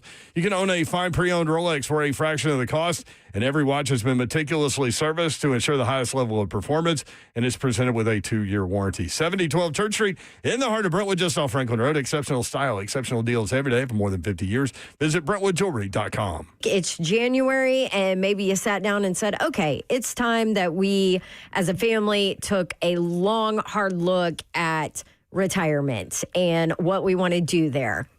Need to call my friends at Trajan Wealth. It's one thing to save for retirement. It's another to actually feel ready for it. And Trajan Wealth helped me to put together a real plan with less guesswork, more peace of mind. Isn't that what we all want? They explained everything. They gave me options. Never once tried to sell me something I do not need. You can be a client. You can be happier with your clear path forward for retirement, and you can do it with my friends at Trajan Wealth. 2 offices, Brentwood and Franklin. Here's your phone number, 615-270-5000. Check them out online, TrajanWealth.com. Advisory services through Trajan Wealth, LLC, SEC registered investment advisor, client paid advertisement. Additional disclosures at TrajanWealth.com.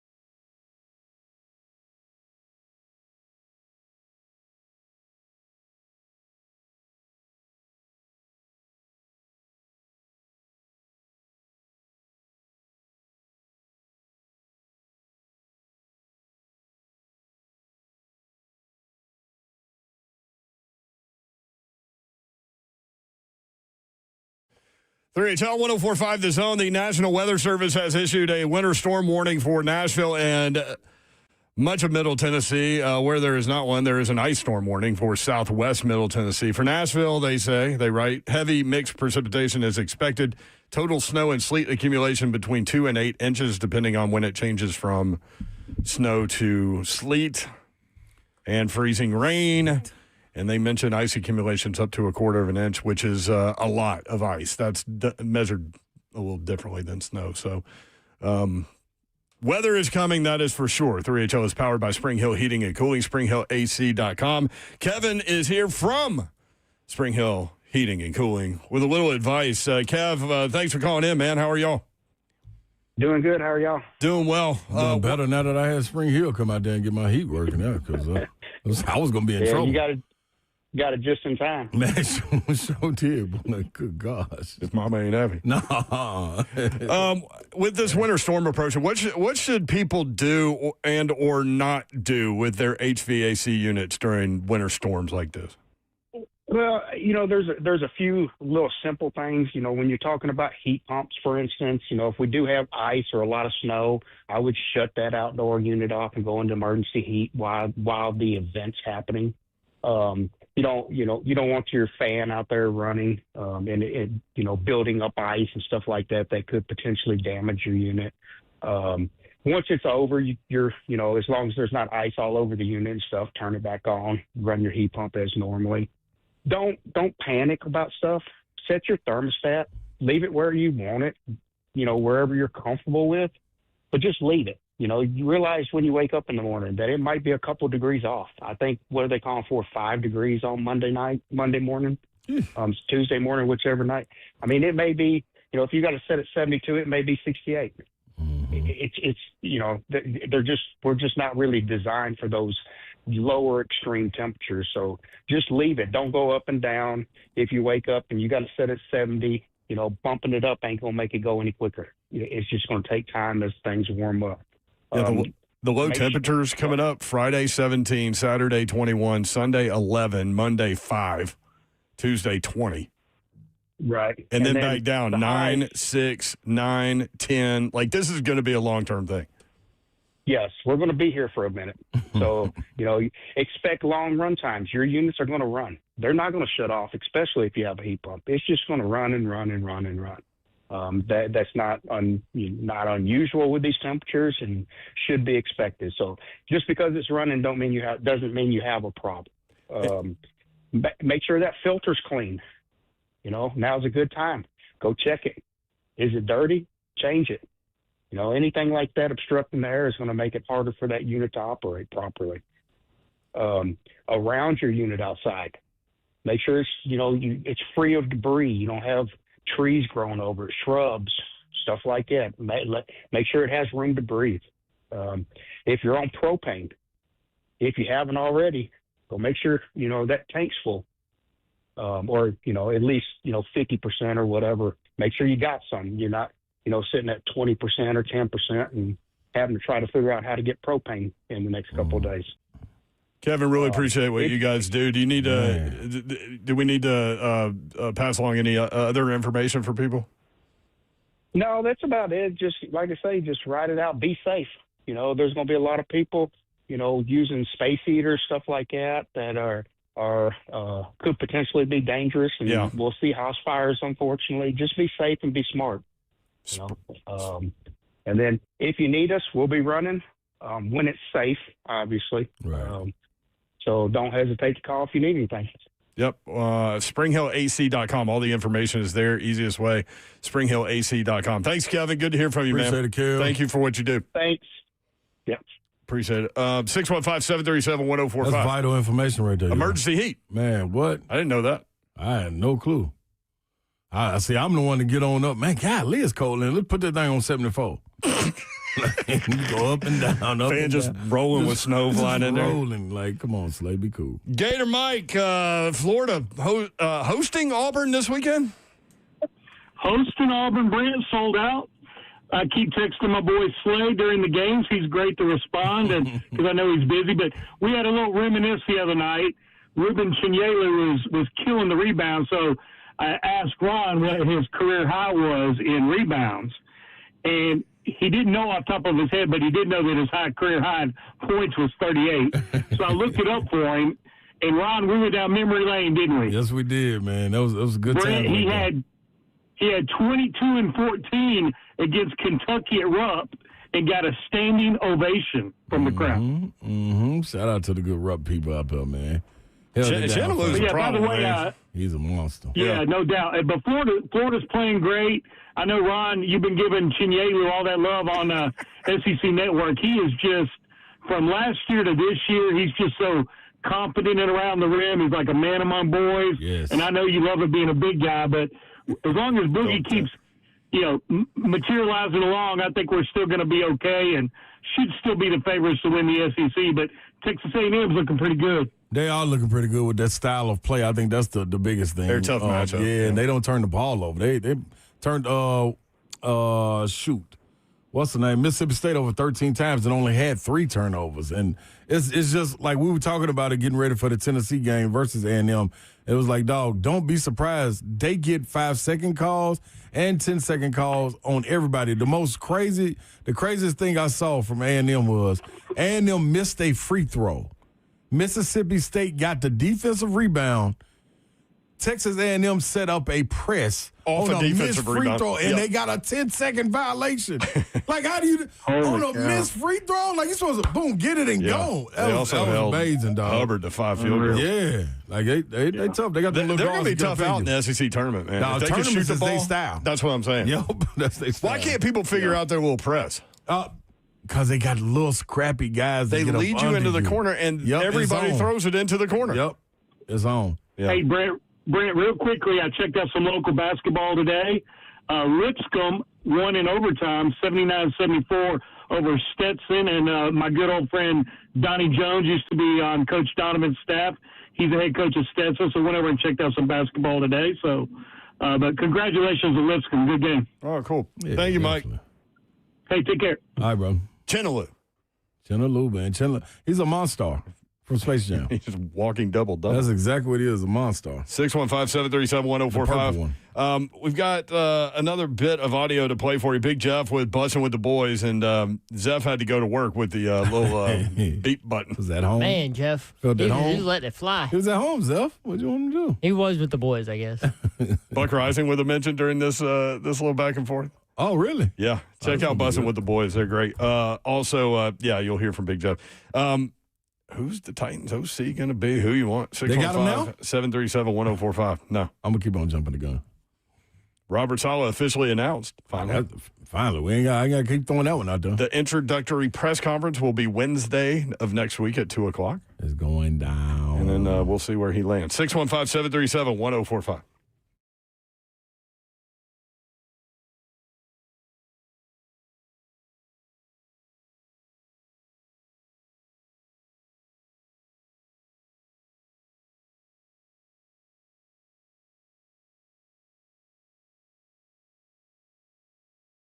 All right, when Team USA is on, you can almost see the moment when a kid starts believing that they could be next, right? Now, while Xfinity cannot guarantee that for your kid, they can guarantee something just as important, and that is that your internet price won't change for 5 years, no contracts, no commitments. So while your kid is ordering gear online or streaming highlight reels or video, chatting with coaches, your Xfinity internet price will not budge. And who knows, by the time the next Olympic Winter Games roll around, maybe your kid could be getting fitted for their very own Team USA uniform.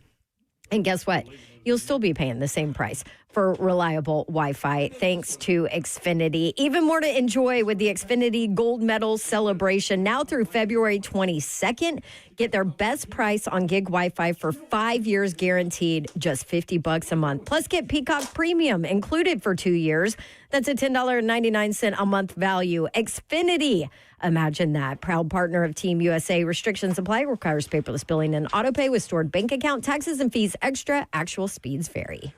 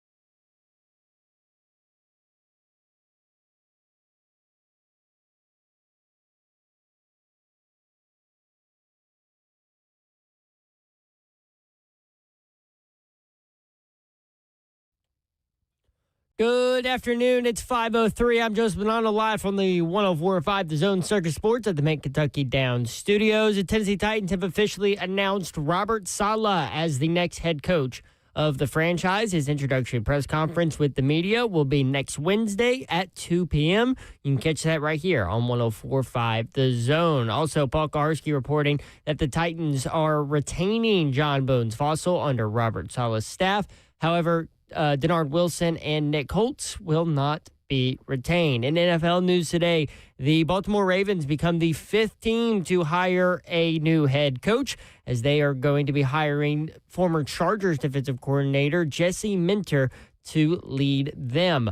Minter was potentially up for the Browns head coaching job, but told them no and goes to the division rival instead. There are now 5 more open positions left in the NFL. For your foundation repair, waterproofing needs, you need to visit USSTN.com. Bringing news at once on your home of the Titans and Vols. This is 104.5 The Zone.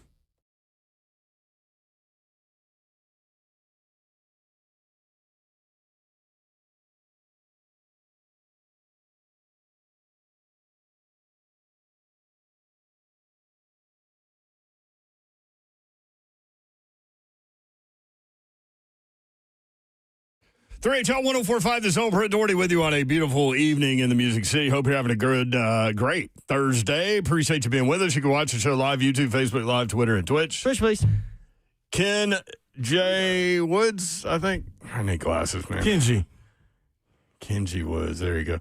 This is the best 3 hours of my day. I know if I'm having a rough day, 3HL will most definitely make me laugh and escape the real world for just a moment. Thank you for the show. That is exactly what we think when we come in here. Absolutely. We take that responsibility seriously. So that's why we're here, man. If y'all want to communicate with other 3HL members, you can do it there. That is for sure. Trish from Ohio says, my dad in his 80s, my brother in his 50s were both diagnosed with prostate cancer 3 weeks apart about 10 years ago. Because of early detection, both lived through it. Mm-hmm. No, it was a vital message, no question about it. Mm-hmm. Dewey Cheatham and Howe passed along a note that his mom passed away a week ago today. Her last year was rough. 99 is no fun. The wife and I are doing well. Prayers up, Dewey Cheatham and Howe. Absolutely. 615-737-1045 is the number if you want in. 3HL is powered by Spring Hill Heating and Cooling, springhillac.com. Our thanks to Greg Cosell, who jumped in. If you missed that conversation, you can, like anything, find it and listen back where you get your podcast. Or an easy way is to go to the Zone YouTube feed and find it that way. Also, Rich Cimini from New York covers the Jets for ESPN with some background on Robert Saleh. I thought was very interesting. Also, Kevin from Spring Hill Heating and Cooling with some advice. While the weather is happening, get that thing on emergency heat. Yeah. So the fan's not just spinning while ice is flowing in there. Where did you say emergency heat at? That's outside? Mine is on my thermostat. Oh, really? Yeah. You can click on, like, heat, off, cool, emergency heat. Huh.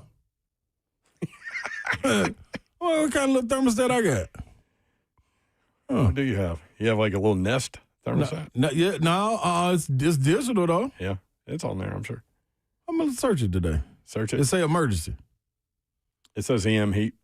EM heat. Emergency heat. Mm-hmm. Big Savager, Ramon Foster are going to join us here in about 10 minutes. Thank you. You're welcome, Slay. I'm here for you, man. My yoller. I remember I'm only right like half the time though. But you are a urologist. Nobody else is. Thank the world for that. Do you want to hear Big Jeff? I absolutely do. Big Jeff was busting with the boys, and they got into the topic. Remember the fight or skirmish or whatever you want to call it between him and Cam Ward just jawing at each other? Yeah. And then Ward throws a touchdown pass, and Big Jeff's like, damn. Yeah. And now I got to hear it from this guy, which he did. Mm-hmm. Little shoulder shove.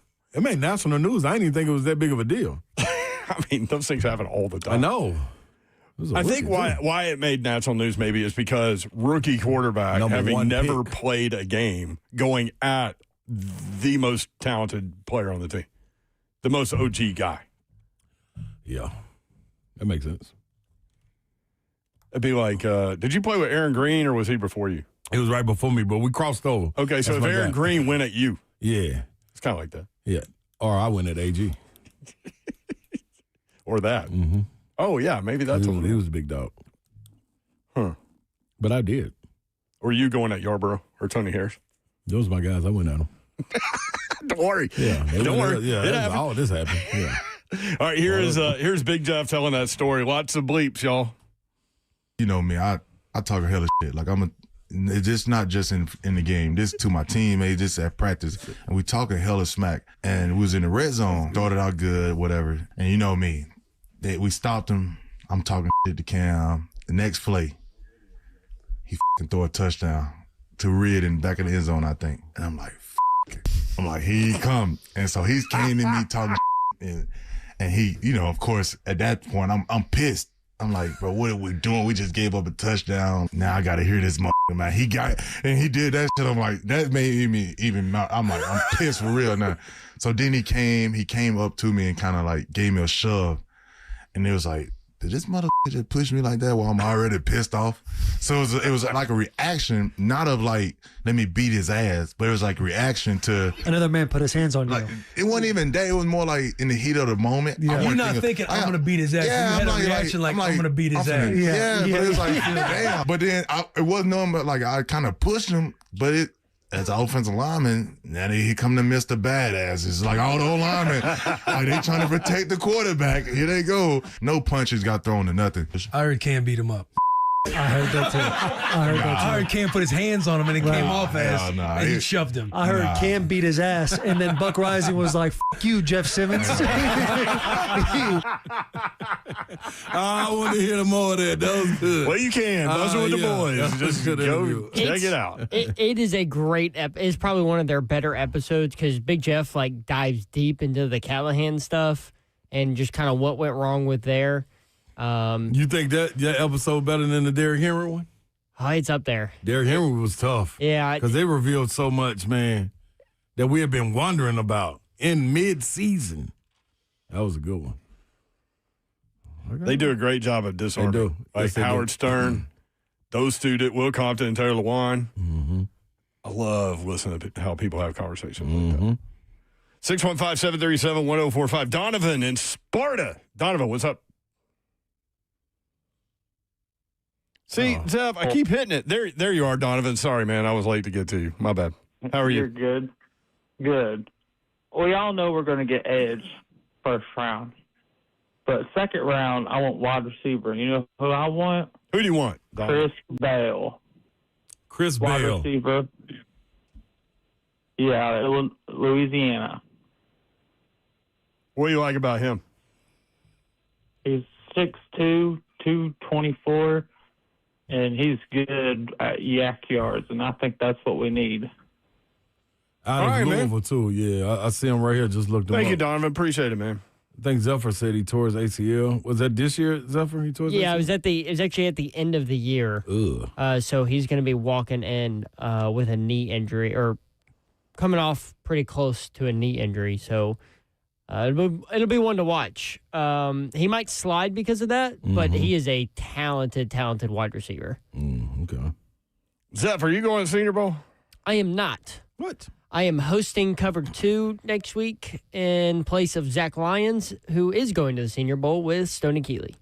So you and Hitman next week. I like it. Every day but Tuesday. Tuesday, I've got a doctor's appointment. So Lucas is doing it. Okay. Everything okay? Yeah. Right. Just check up. Okay. That's a lot, though. I'm looking at CBS Sports mock draft. What are they talking about, y'all? They've got Fernando Mendoza going number 1 to the Raiders. Arvell Reese going number 2 to the Jets, which we talked to Cimini about. Francis Malaga, the offensive tackle at Miami, going 3rd, the right tackle, to Arizona. Reuben Payne Jr. going to the Titans. I said I wasn't going to switch off of that. But I've been Does a short arm scare you? No. But I think Savage, and we'll get to talk to him in a minute, made a great point this morning, and I'll let him dive into that. Y'all want to stick around and hear that. It was another guy, too. David Bailey? No, was it David Texas Bailey? Tech, Yeah, edge David rusher, Bailey, yeah. 6'3", 250. Here's what they write. To Detroit's, they have Detroit taking him at 17. To Detroit's credit, It has utilized essentially every means of talent acquisition to address the spot opposite Aiden Hutchinson. None of those solutions have panned out long term. The Lions take another swing by drafting one of college football's most productive pass rushers in 2025. I personally don't think he'll be there at 17, but they write David Bailey had 14 and a half sacks and 3 forced fumbles last season for the Red Raiders. Coach Mack talked about him yesterday, loves him. Yeah. Without having done the deep dive yet. Right. See, I didn't watch much Texas Tech either, so. If at all. Yeah. No. That part, the last part, if it all. I saw him play Oregon. I saw him a little bit, off and on. Oh, I saw the highlights and the money they were spending, but other than that, I didn't get to close out. Loving's a wild place, man. It's it's a cool little town, Texas town, but I mean, it's like ranch houses everywhere and really, like cleaned up and nice and everything. But when you get to campus, it's like somebody just threw up $2 billion and built a bunch of buildings. Like, it's unbelievable. I like to go unbelievable. I like to check it out. I got a good team too, but in basketball, good gosh. All right, let's do this. Let's take a quick break, and when we come back, big savagery. Ramon Foster will get his take on Robert Saleh and go from there. If we can get him off the phone with Zeph, we'll get him on the air. Nope, we can't. Y'all are like girlfriends. Never talk. Hey, listen, we don't cross paths during the week. Hey, Zeph, how was your day?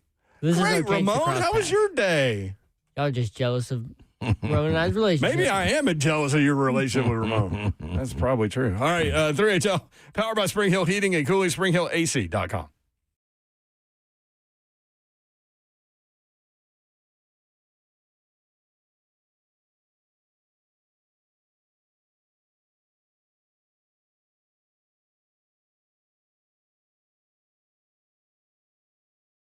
All right, when Team USA is on, you can almost see the moment when a kid starts believing that they could be next, right? Now, while Xfinity cannot guarantee that for your kid, they can guarantee something just as important, and that is that your internet price won't change for 5 years, no contracts, no commitments. So while your kid is ordering gear online or streaming highlight reels or video, chatting with coaches, your Xfinity internet price will not budge. And who knows, by the time the next Olympic Winter Games roll around, maybe your kid could be getting fitted for their very own Team USA uniform.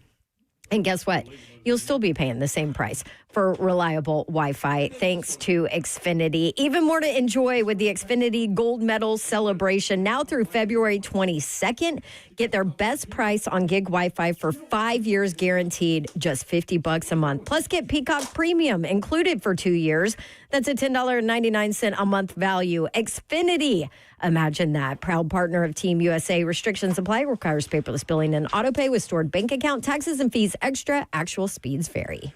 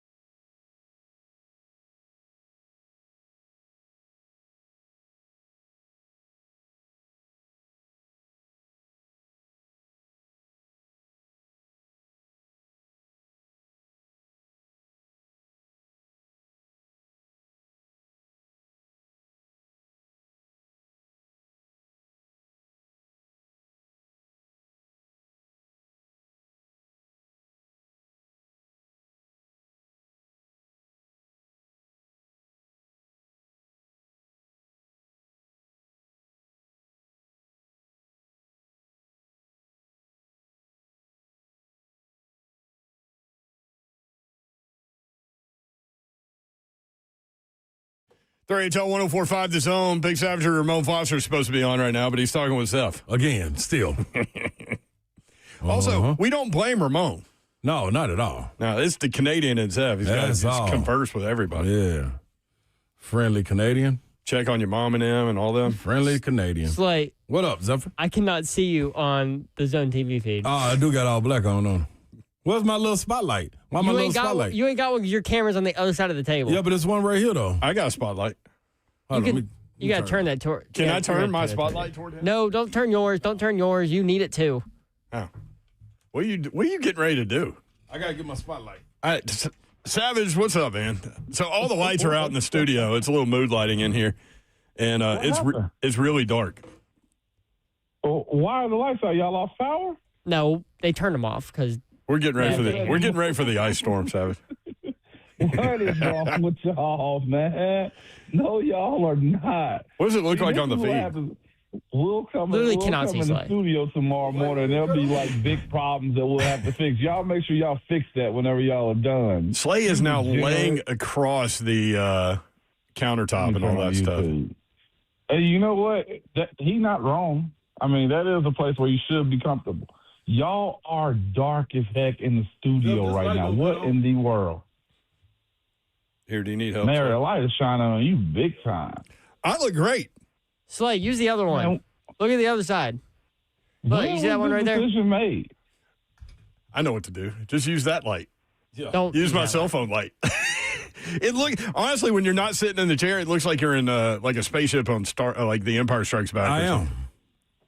You know what? I'm telling Babs, man. I'm telling Babs. We're up to things in here, man. Hijinks and frivolity. That's what's happening. We getting work done in here, Savage. Is that what it's called?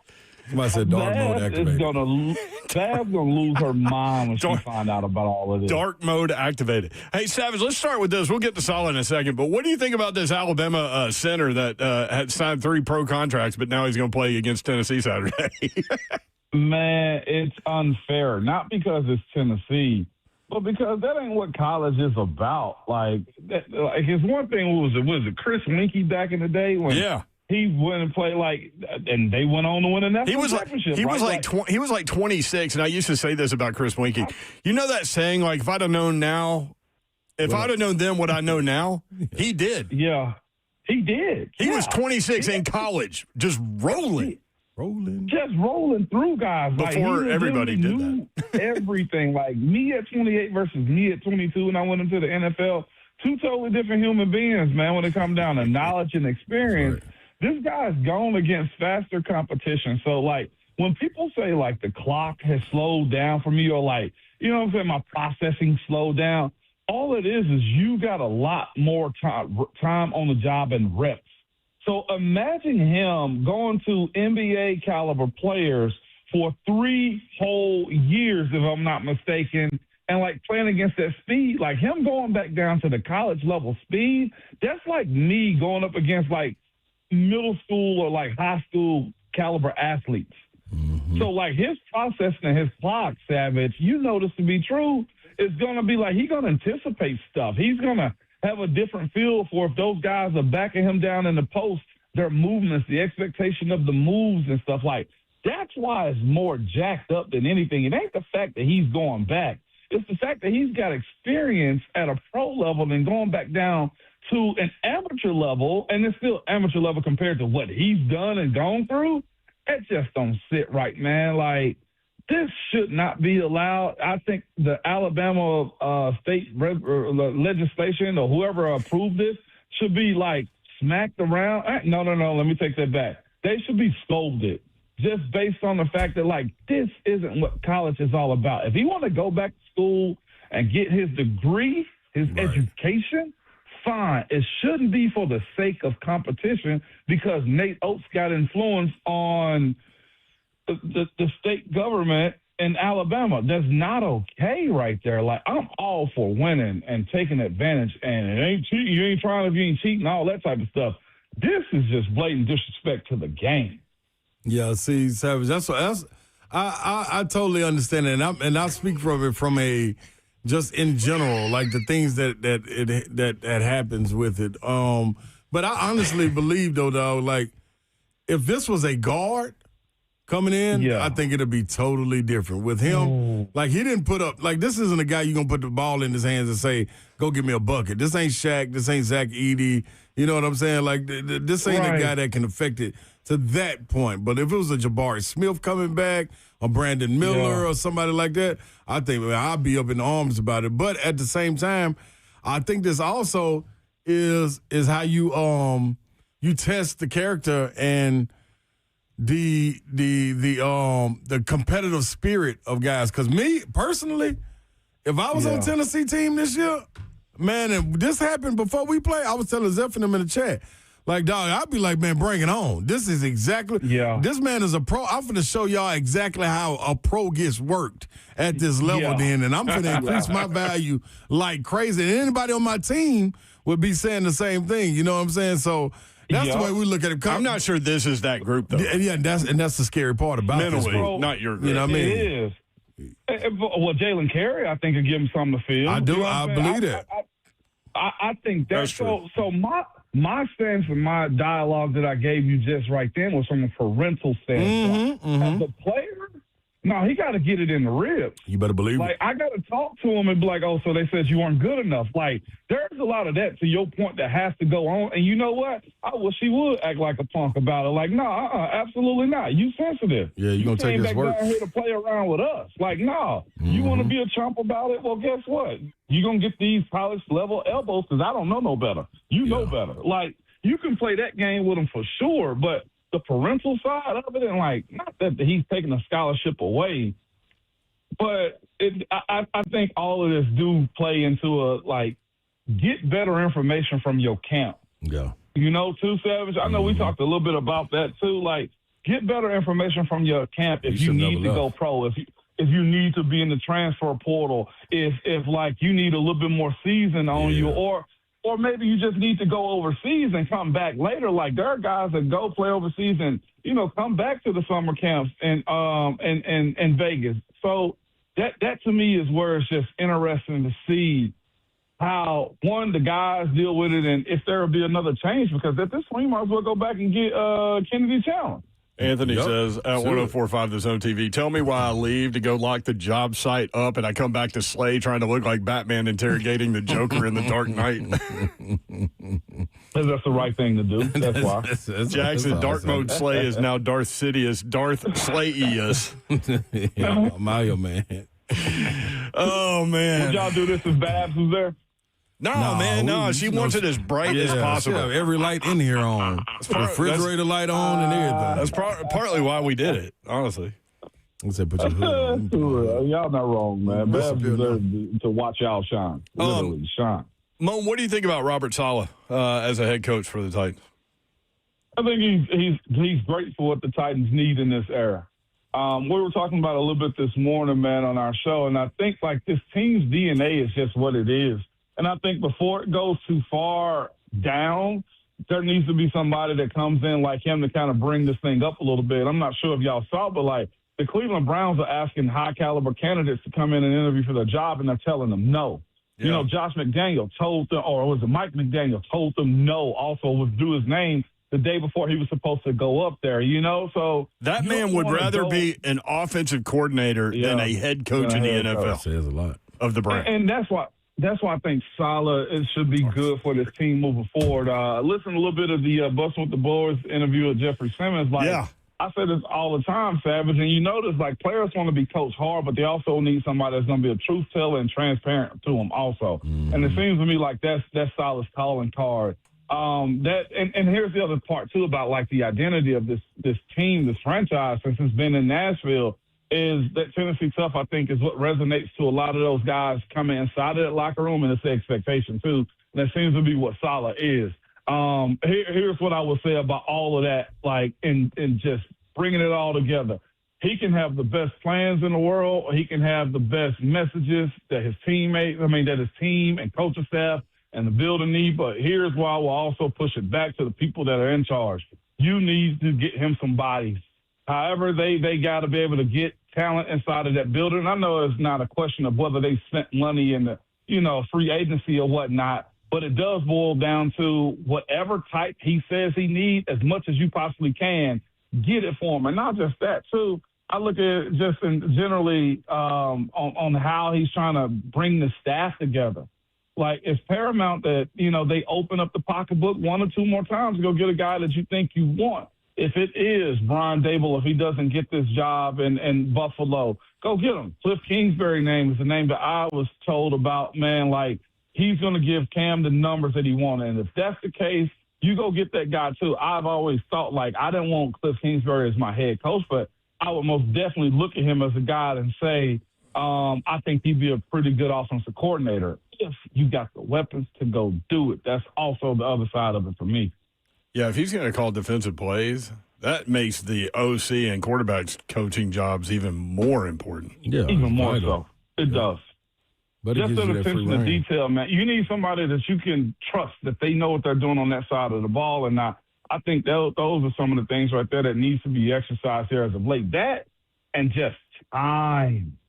Goodness gracious, let this breathe for a little while, man. I don't care if Saleh double the wins and they're 600. 6 wins and 11 losses. Like, they're still double the amount of wins this year. It's a matter of, him being able to create a presence and him being in a position of where he can set up an identity here that I think this team needs and wants. That's absolutely true. Savage, we were talking about the draft, and I thought you hit on a good point about Ruben Bain on both sides of it, if they were to take an edge guy. What were your thoughts, again, if you could share them like you did this morning about, the people talking about the length of his arms and how that affects him getting there, and the guys that you'll be going against, that he'll be going against? One, I think Ruben Bain Jr. is a baller. Mm-hmm. I think he's going to make plays in the NFL. I just don't know where, okay? So that's kind of where I'm at with the idea that he's in a position to be drafted 4th overall. If he's got his deficiencies and he doesn't check this box, the arms, he doesn't check the height, he doesn't check the weight, well, find one that does, because I think that's crucial for these guys' success. Don't typecast somebody and they be in the wrong spot. It's okay to go get another person if you believe you can coach that guy better. Just the arm side of things, man. Like, if that's his talking point, it could be an issue. We saw Roger McCreary go up for almost interceptions, and his arms, Savage, remember, were just not long enough. Mm-hmm. And I forget who it was that called it over him. But, like, if you look across the NFL, teams want offensive linemen with super long arms, because here's the thing about a guy with short arms if I'm going up against him. I've had guys on my teams with short arms, and we used to call him T-Rex. You know what would happen? He would have to be really good with his legs, but if he don't bring his arms with him, I'm locking them up all day long. Like, guys are in a position, man, to where they want to reach on and grab you as quick as they possibly can. Like, that's the difference between the NFL and college. And my personal opinion is when you break down the skill component of, I can get my hands on this guy before he can get his hands on me, it matters. And that's why it's going to be a big fuss about Ruben Bain Jr.'s arms, despite his productivity that he has. So to me, if I see him, and I know I got, man, what are my arms, 35 inches or however long they are, 34, 35 inches. Like, I'm going to put my paws on him, and at some point, he's going to try to run up and get his hands on me, and he won't be able to get the lockout that he's looking for, get my hands off of him. It's such a chess match with this type of stuff, man, and it won't mean anything to the fan of Ruben Bain Jr., but to the people that got to play against him, guys like myself or Peter Skoronski or J.C. Latham, if he's rushing off the edge, look how long J.C.'s arms are. Right. Yep. He's going to reach out and put them on his shoulder. Like, height don't matter as much, but your digits and arms do. It's 2 guys that come to mind to me that are undersized. That's Elvis Dumervil. Elvis Dumervil might be 5'11". He's got arms like a 7-footer. Go look at his tape. Watch how he uses his legs. Watch how he uses his arms and leverage at that point. Another guy that's one of my young guys, man, that's still playing in the league now, Kelvin Beach. Beach is like 6'3", but his arms is long as heck, so that's what's kept him in the game. He's became technical with his ability to reach out and just touch somebody, and then his footwork was good after that. If you guys look at Aaron Brewer, another guy, right, that's utilizing and maximizing and stuff like that type of stuff matter. I think watching, when you look at Peter Skoronski, like having to move inside, ask yourself that. If the Titans had to move Peter Skoronski inside because of the arms questions, then why in the heck would you draft a short-arm defensive end? I'm not saying that he won't ball, but at watching his 4. body type, when I got a better option or an equal option, let me at least eliminate that issue, because the young man from Texas Tech is he fits the bill to me. Yeah. So if I got an equal option out there, I got to go take that one. It's just kind of how it is, man. Savage know from the day we end up linking up, man. You know I can play ball, Savage, but those measurables matter when it came down to me running my 40. Like, that told them me running a 5.5, like, that's not an NFL tackle. And you know what? Fine. That didn't mean I couldn't play ball. Right. I got double-digit years out of the league, but that type of stuff when it comes down to matchups and whatnot, it can matter. Austin Stanley's the one that told me, Babs, and everybody else about it. There's been no defensive end with that arm slot to, get double-digit sacks or make, like, Pro Bowls and stuff. Make Pro Bowl, yes, it's 2000. Yeah, so I didn't think he could move inside, but he can mess around, man, and be a, what's his name, Oliver, out of Buffalo, the defensive. Ed Oliver. Ed. He could be an Ed Oliver type. Ed Oliver's about his stature. Maybe Ed got an inch on him.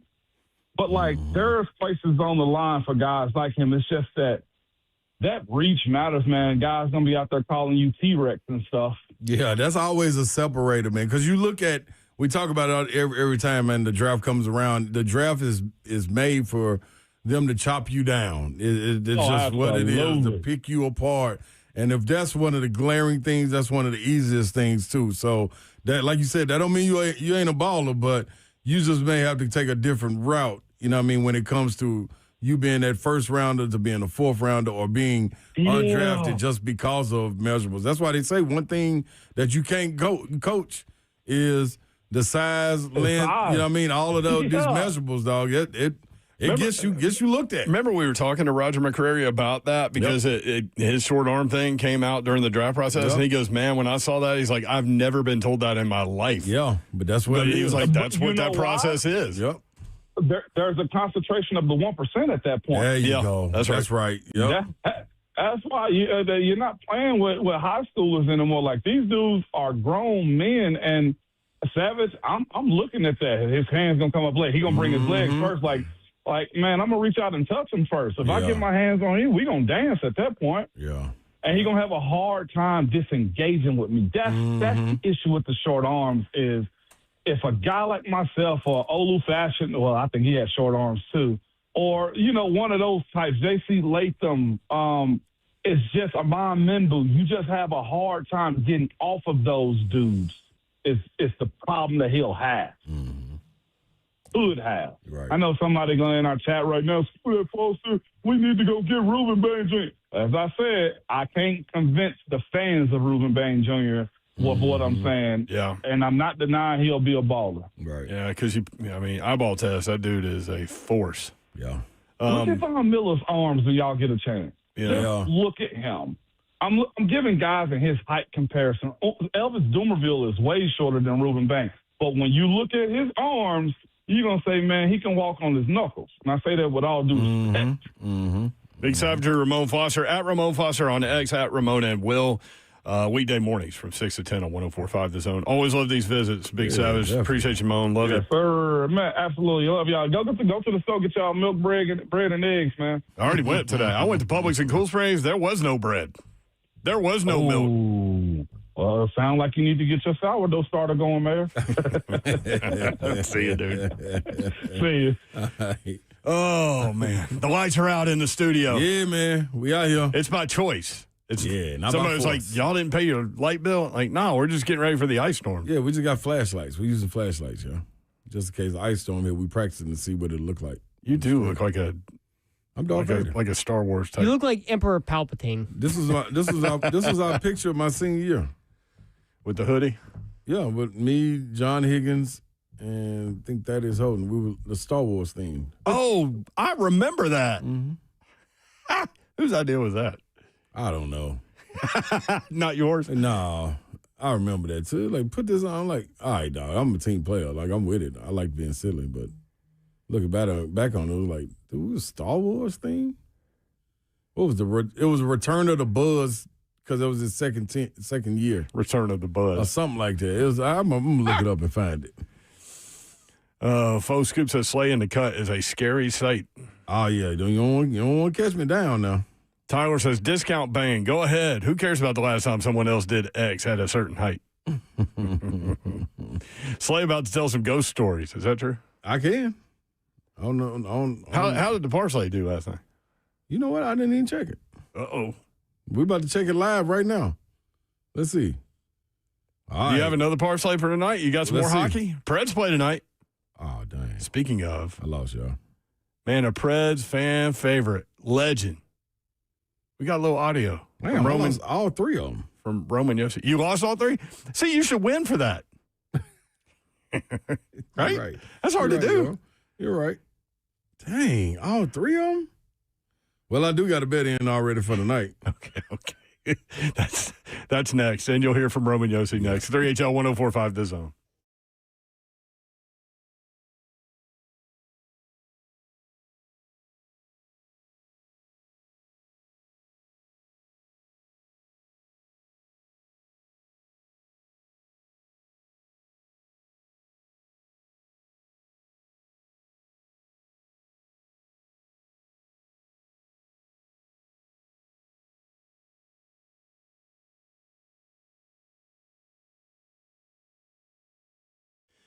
When Team USA is on, you can almost see the moment a kid starts believing they could be next, and they could. Now, while Xfinity cannot guarantee that, they can guarantee something just as important, that your internet price will not change for 5 years. No contracts, no commitments.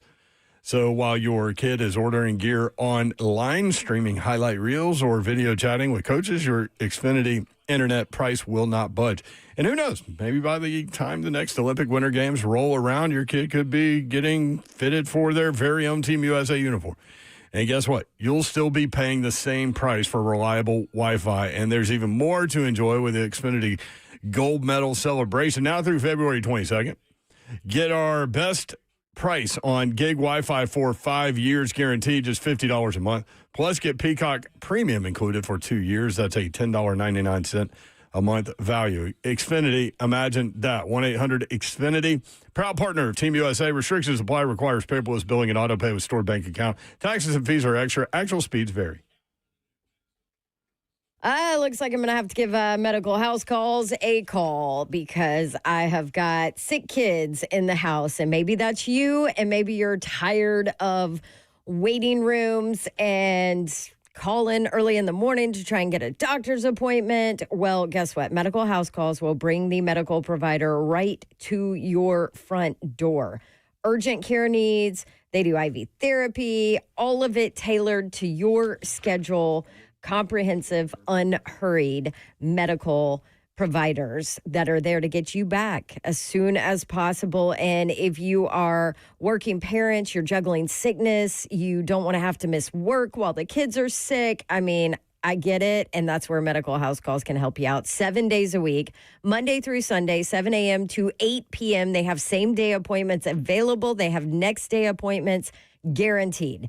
Here's the phone number, 615-838-2375. It's healthcare designed for your life. It's medical house calls, and you can always set up an appointment online at medicalhousecalls.com.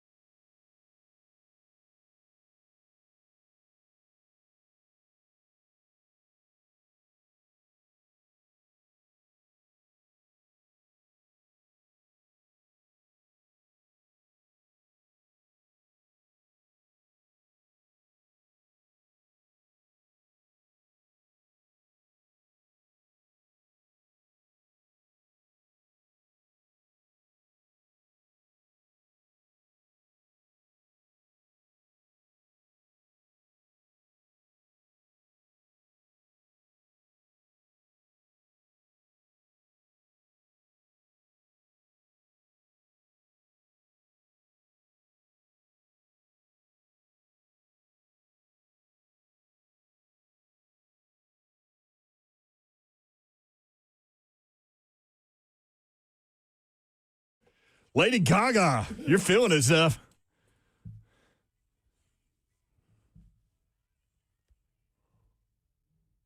You got nothing? Oh, no, sorry. I don't. I still want to hear Slay's ghost stories. Are you that guy? Like, can you tell ghost stories around a campfire? No. Really? Ain't never been me. Ooh. I may have a parsley. I can tell parsley stories. Yeah?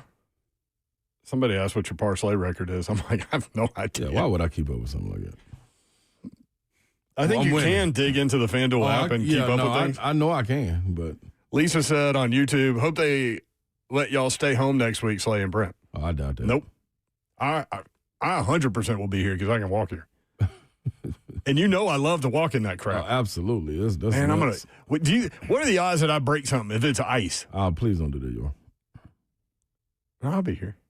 Yeah, I'm just saying don't break nothing. I want you to be here, but let's work on not breaking nothing. Also, you love to drive in winter weather. Yeah, I get on. Like down you go to there. the grocery store. Yeah, I get on. Yeah. You run errands. You got to get things done. You the only one out there. That's why I need everybody else to stay home. You went and got red sauce one day. I did. It was like 7 a.m. Only store open was Whole Foods. Me and about 7 other people was in there trying to get it together. Hemp candle or something in there. Man, we just trying to get it together, y'all. You know what Bab said? Bab said she's good to drive in the snow if it just snows, but she won't do ice. And I'm like, you're good to drive in the snow. What? Babs is lying. Babs is not good to drive in nobody's snow. That's not what we're going to do is wait on Babs to drive in the snow. So, what you think about the Preds versus Ottawa tonight? Oh, yeah. I'm glad you said that. I'm not going to be at the game, so they'll probably win. Well, they've lost 2 in a row now. I think they need you to go back so they can go on a winning streak. No, they're going to go on a losing streak if I go. Senators at Predators, 7 o'clock. Shout out to Preds legend, defenseman and captain Roman Josi. He's playing in his 1,000th game tonight. Well, not all in one day. That would be a record. Good for him. Josi is the 3rd all-time goal scorer for the Predators. Just 12 goals behind number 2, David Legwand.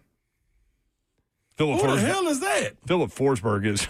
You just now noticed? Yeah. That's what you look like sitting in the dark. Man, I don't look like dude right there, dog. Hell no. Look at his little body. That's the Emperor. That's Emperor Palpatine. Man, that dude crazy. Look at his little skin. My skin ain't nothing like that, dog. Look, He's watch ashy. this. Watch this. I'm going to take it off. And his eyes. And you look the exact same. He looks drunk and ashy. No way possible. He also looks like he's 177 years old. What? He look like, man, his smile is over. Philip Forsberg is the number 1 goal scorer in franchise history by far, not close. Josi is 24th all-time in NHL history for defensemen with goals. Yeah. He said this about playing in his 1,000th game, thanks to our friends over at News 2, Julian Minnesota. No, I mean, that's not something, I don't think that's something you think about when you get drafted. It's, when you get drafted, your goal is to make it in the NHL, hopefully play 1 game in the NHL, and 1,000 is such a long ways away, and it's, like I said, it's crazy how time flies, how much has happened, but also how much time has flown by, and, 15 years, and it feels like it's gone by like this, and that's definitely something I never dreamed of. Mickey and I interviewed him one time when he first got here. He didn't know what to do with us, man. No? No, Roman. He did not. A lot of times we don't know what to do with this guy, but he's always brilliant. Johnny the Poet. Didn't even know it. Next up on 3 Hotel. Poet, what's up? Come on, Ray. I've been driving down the road, waiting for the snow. Listening to Brent Dawn and Slither in the know. What the hell? Oh, 3HL. Oh, what the hell? Oh, what the hell? 3HL. Y'all be safe out there, seriously.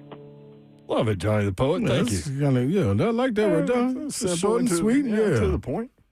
Everybody be cool. That's another word.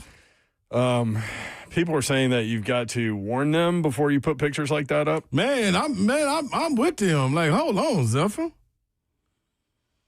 I mean, out here looking all crazy. Like Hold on, People don't know who Emperor Palpatine is. It ain't about knowing who it is to do it. That's not a sight for eyes, dog. That's not what we're looking at that. You ever watch the Star Wars movies? Yes, Zeph, I think you're missing it. Dewey Cheatham House said Johnny the Poet is perfect for today. Yeah, it wasn't much needed. Trish in Ohio, she says this show has been off the chain today, and I've loved every minute of it. Thank you. I will say this. I mean, typically speaking, none of our shows are the same. No, Like, we hit on the same type of stuff, but like, different ways. There always seems to be something that pops up like, oh, this was the urologist episode. Yeah.